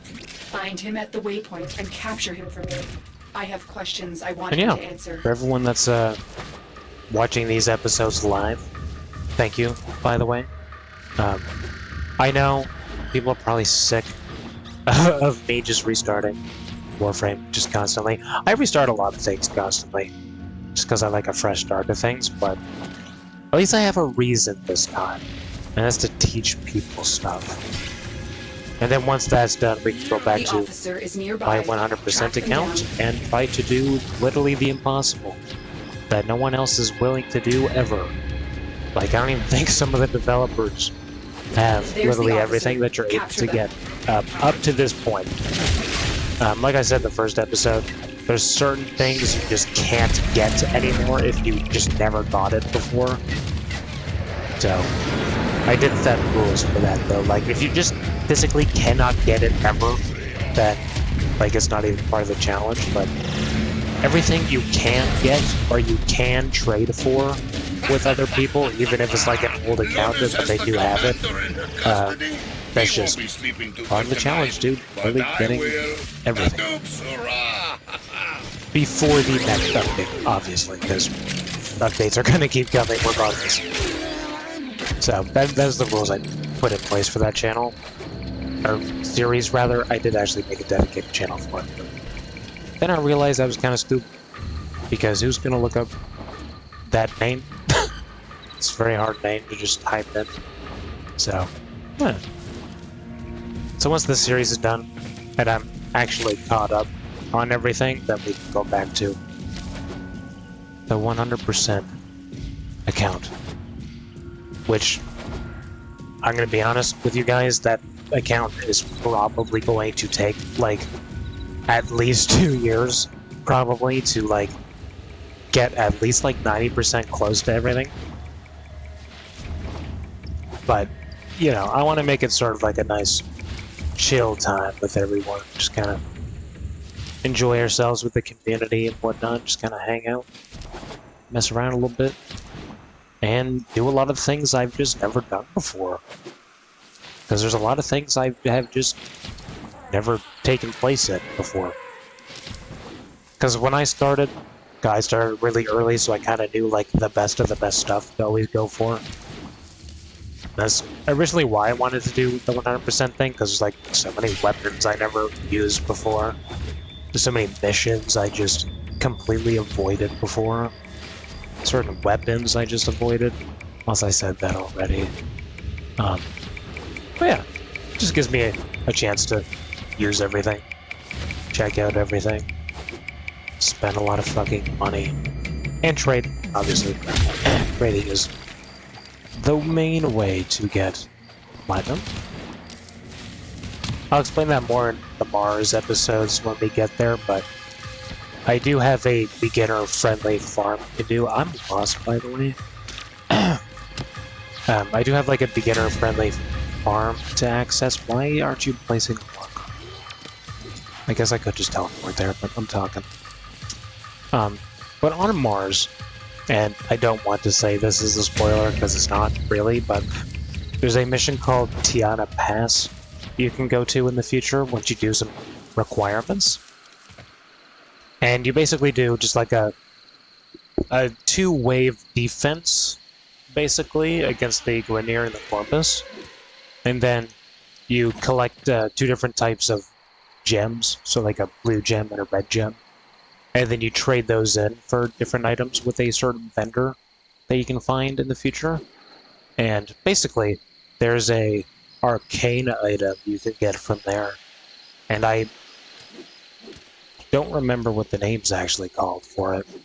But basically that arcane at max rank, because it takes a long time to rank up arcanes, that thing sells anywhere from like 200 platinum to like 375 platinum, basically. It really depends on how the market is, but as a beginner player and not wanting to grind for like a week to get like a prime set or something to sell for a lot, you can just do that. And that's kind of the way I make my platinum for the most part, is I just go to Tiana Pass, grind that for a bit. I try to get like one rank up on the... Fuck, I forget what they're called now. On the arcane. At least I think that's what they're called. It's been so long since I've seen one. But yeah, that's what I like to do for platinum. 200 to like 300 realistically is not that much, but in terms of just like, you know, wanting some cool cosmetic or some like weapon slots or certain color palettes or something, it's just a good way to do it. It does take time, but so does everything. That's how it works. If you don't want to pay real money, then you have to put in the work in the game, basically, to get what you want. But there is easier methods. But you have to be further in the game, so yeah. That's just what I like to do at the start. Then I like to get like credit boosters and stuff like that as well, because you need a lot of credits. Wait, I'll explain that more when we actually get to Mars. You pay me in red. But for those of you I that pay do you know, in silver. that is just kind of what I like to do. That's crazy that we're so close. That is like disrespectful. Picky pick. You see and are seen. I'm just gonna donate some eels. To be honest, I cannot be bothered to do an entire bounty just for understanding. I will not do that. Fuck that shit. Can you spare a fish or two for the people of Cetus, Oh Steno? man, y'all aren't worth shit, dude. This one will feed the whole family and the cousins too. Well, I have just enough, actually. That's fine. I can live with that. This will feed many. Think. But yeah, I originally was just gonna try and get everything I'm able to, but because it's midnight and I need to go to bed soon, I figured I may as well just rank up real quick. It would be my honor to help you to...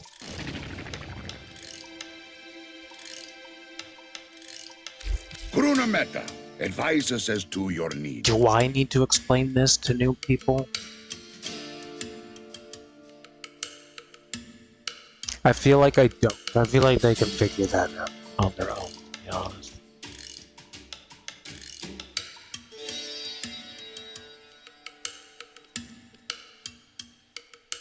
This is already automatic sorted price, which is good. I wouldn't recommend getting these right now. Resources and stuff. Always. We Ostrons would be honored to accept This is your too hard to sacrifice. fill up either. I don't need to explain. I already told him how to mine and fish. That is why I told him to mine and fish.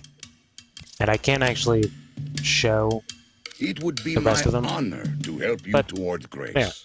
Now we have a lot more standing that we can come use. back again soon. So we can get all the blades. And, yeah, I'm just trying to make sure we covered everything here.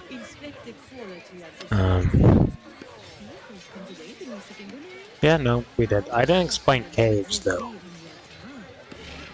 That's fine, we don't worry about that right now. They would have discovered caves during the quest anyways. Good. Good. Okay, well, yeah, I think that's going to do it for me tonight. I want to do my master rank so bad. But I'm not done buying everything yet, so... But I want to so bad.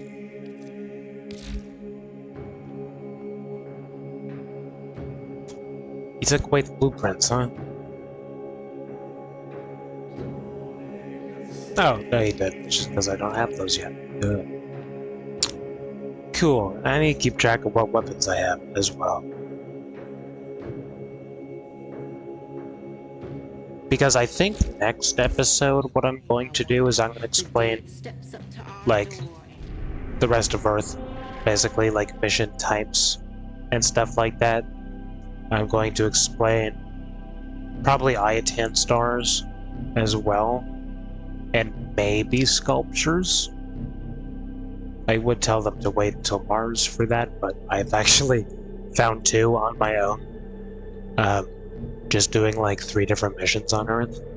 And then I can explain Dark Sector missions as well, because I believe Cobra is a Dark Sector mission.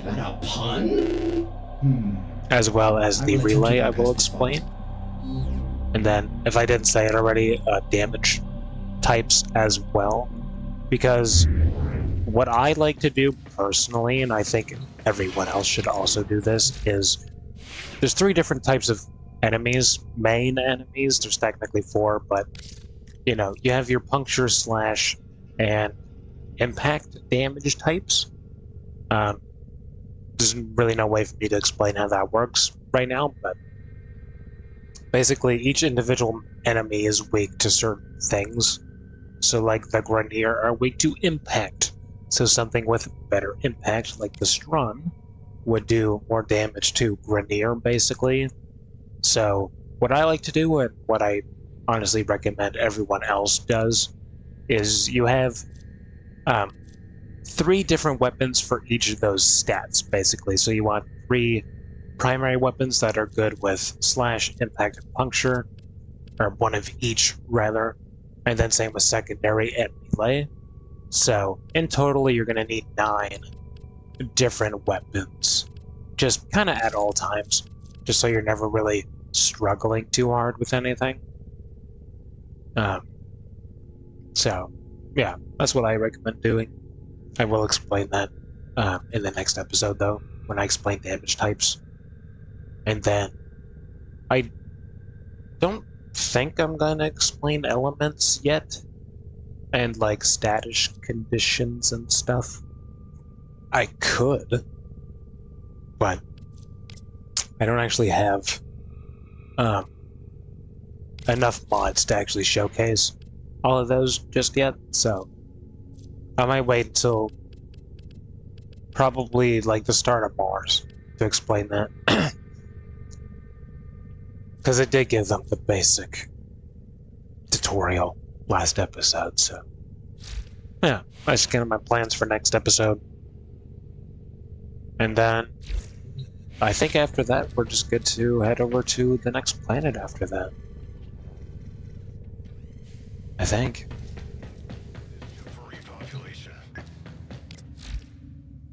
Yeah, because we can't do any more of this stuff just yet. And then, yeah, we just kind of go from there. I'll explain everything on Venus and whatnot, so on and so forth. I am going to try and take, like, a specific path. So I want to go to, like, Earth, Venus, Mercury. Because now what you can do is when you get to Mars, you can go to Deimos. And then Deimos actually goes to Jupiter. Instead of you going to Mars and then Ceres to Jupiter. Which also means Ceres is actually a dead end. Which technically means you technically don't need to come here. As far as I'm aware. Maybe there's a certain requirement they need you to do, but as far as I'm aware, Ceres you don't actually have to go to. Phobos you don't technically have to go. No, you do have to defeat the boss of Phobos. But that'll take you to the Void, basically, but yeah, basically you go from Jupiter to Deimos now. But I think I'm just gonna recommend them to, like, you know, follow the original path. But I will let them know that there's a split choice. Because if you go to Jupiter, you can build more Warframes sooner and whatnot. It takes you closer to the important parts of the story anyways. But yeah. With all that being said, I think that's going to do it for me tonight. Oh, I will also explain Nightwave next episode as well. Yeah. Because this should be available to people by this point as well. So, I'll explain that. Hopefully I won't finish any of these. I definitely can't finish that one. Or that one. But yeah. And we're out. That is the plans for next episode. I don't think there's anything else that's going to happen next episode. I think it's finishing up Earth stuff and explaining all those other stuff that I just talked about. And then, yeah, we just kind of go from there. So on and so forth. So, yeah. Cool stuff. I wish I could go to Deimos for the Halloween stuff, but I can't do that right now. And I'm not just going to steamroll my way there, because that's going to ruin everything for everyone. So, sucks that I miss out on that, but we have a 100% account to work on anyway, so we're going to have to get those in the future as it is. And, yeah. I think that's everything that I can think of. I definitely need to get more credits. I'll probably explain that when we talk about the relay on Earth. Not everyone has access to that, I guess. Or maybe everyone does have Earth now. Because that's the fire one, right? Because it's rebuilt. Maybe everyone does have access to that. But, yeah. Because if you go there, you can get blessings and stuff. I won't talk about it right now. I will explain that to the newer people. Just so they can get, like, user credits and stuff like that. Because I believe the blessings are now 3 hours instead of 30 minutes. Which is insane, but still good. And yeah. That is going to do it for me. Thank you for hanging out. Hope you enjoyed. Make sure to drop a like and subscribe if you are on YouTube. And if you are over on Kick, make sure you guys are following and subscribing as well. Sorry that I can't read Kick chat at the same time as YouTube chat, but that is what happens when your computer sucks ass, basically. Also, I've never seen this before, and I've never used it before, so we're actually already close to that. Which is good. Master rank 9? Damn, never mind that. Jesus Christ. What's the purge at, by the way? Oh. It's almost over. Okay, that's unfortunate. No, those weapons are mastery rank locked anyways, but that's okay. That's okay. I didn't explain day-night cycles, though, but the quest also.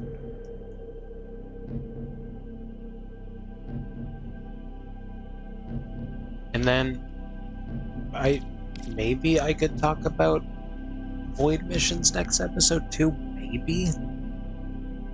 I feel like you don't really have to worry about that until you get to Mars. So you can, like, upgrade them. But... no, I probably should wait till Mars. So they kind of stockpile on notes a little bit. Because they can use this. That doesn't mean you can't farm relics, though. You definitely still can, you just can't make them up, basically. Anyway, yeah, that's gonna do it for me. Hope you enjoyed. And, sorry that tired, but I definitely started this episode a little later than I wanted to. 100% my fault, but it is what it is. And, yeah, thanks for hanging out, enjoying the time. I'm definitely not going to have enough energy to edit this tonight, to be honest. So I'll probably do that when I wake up to get the third episode out, because you can't make a course playlist until you have 3 videos to put into it. And then all I really urge you guys to do that are sort of following along with this is once the course playlist is set up, just kind of, you know, pop in and see like how the features work and stuff, because this is a learning experience for me to know how courses work. So just kind of help out if you're able to, you know, so we can see how everything works, basically. So I know for the future. So I can do other types of courses like YouTube knowledge and business and stuff like that. And, yeah. Okay. That's it. Thanks for hanging out, and I'll see you all in the next one.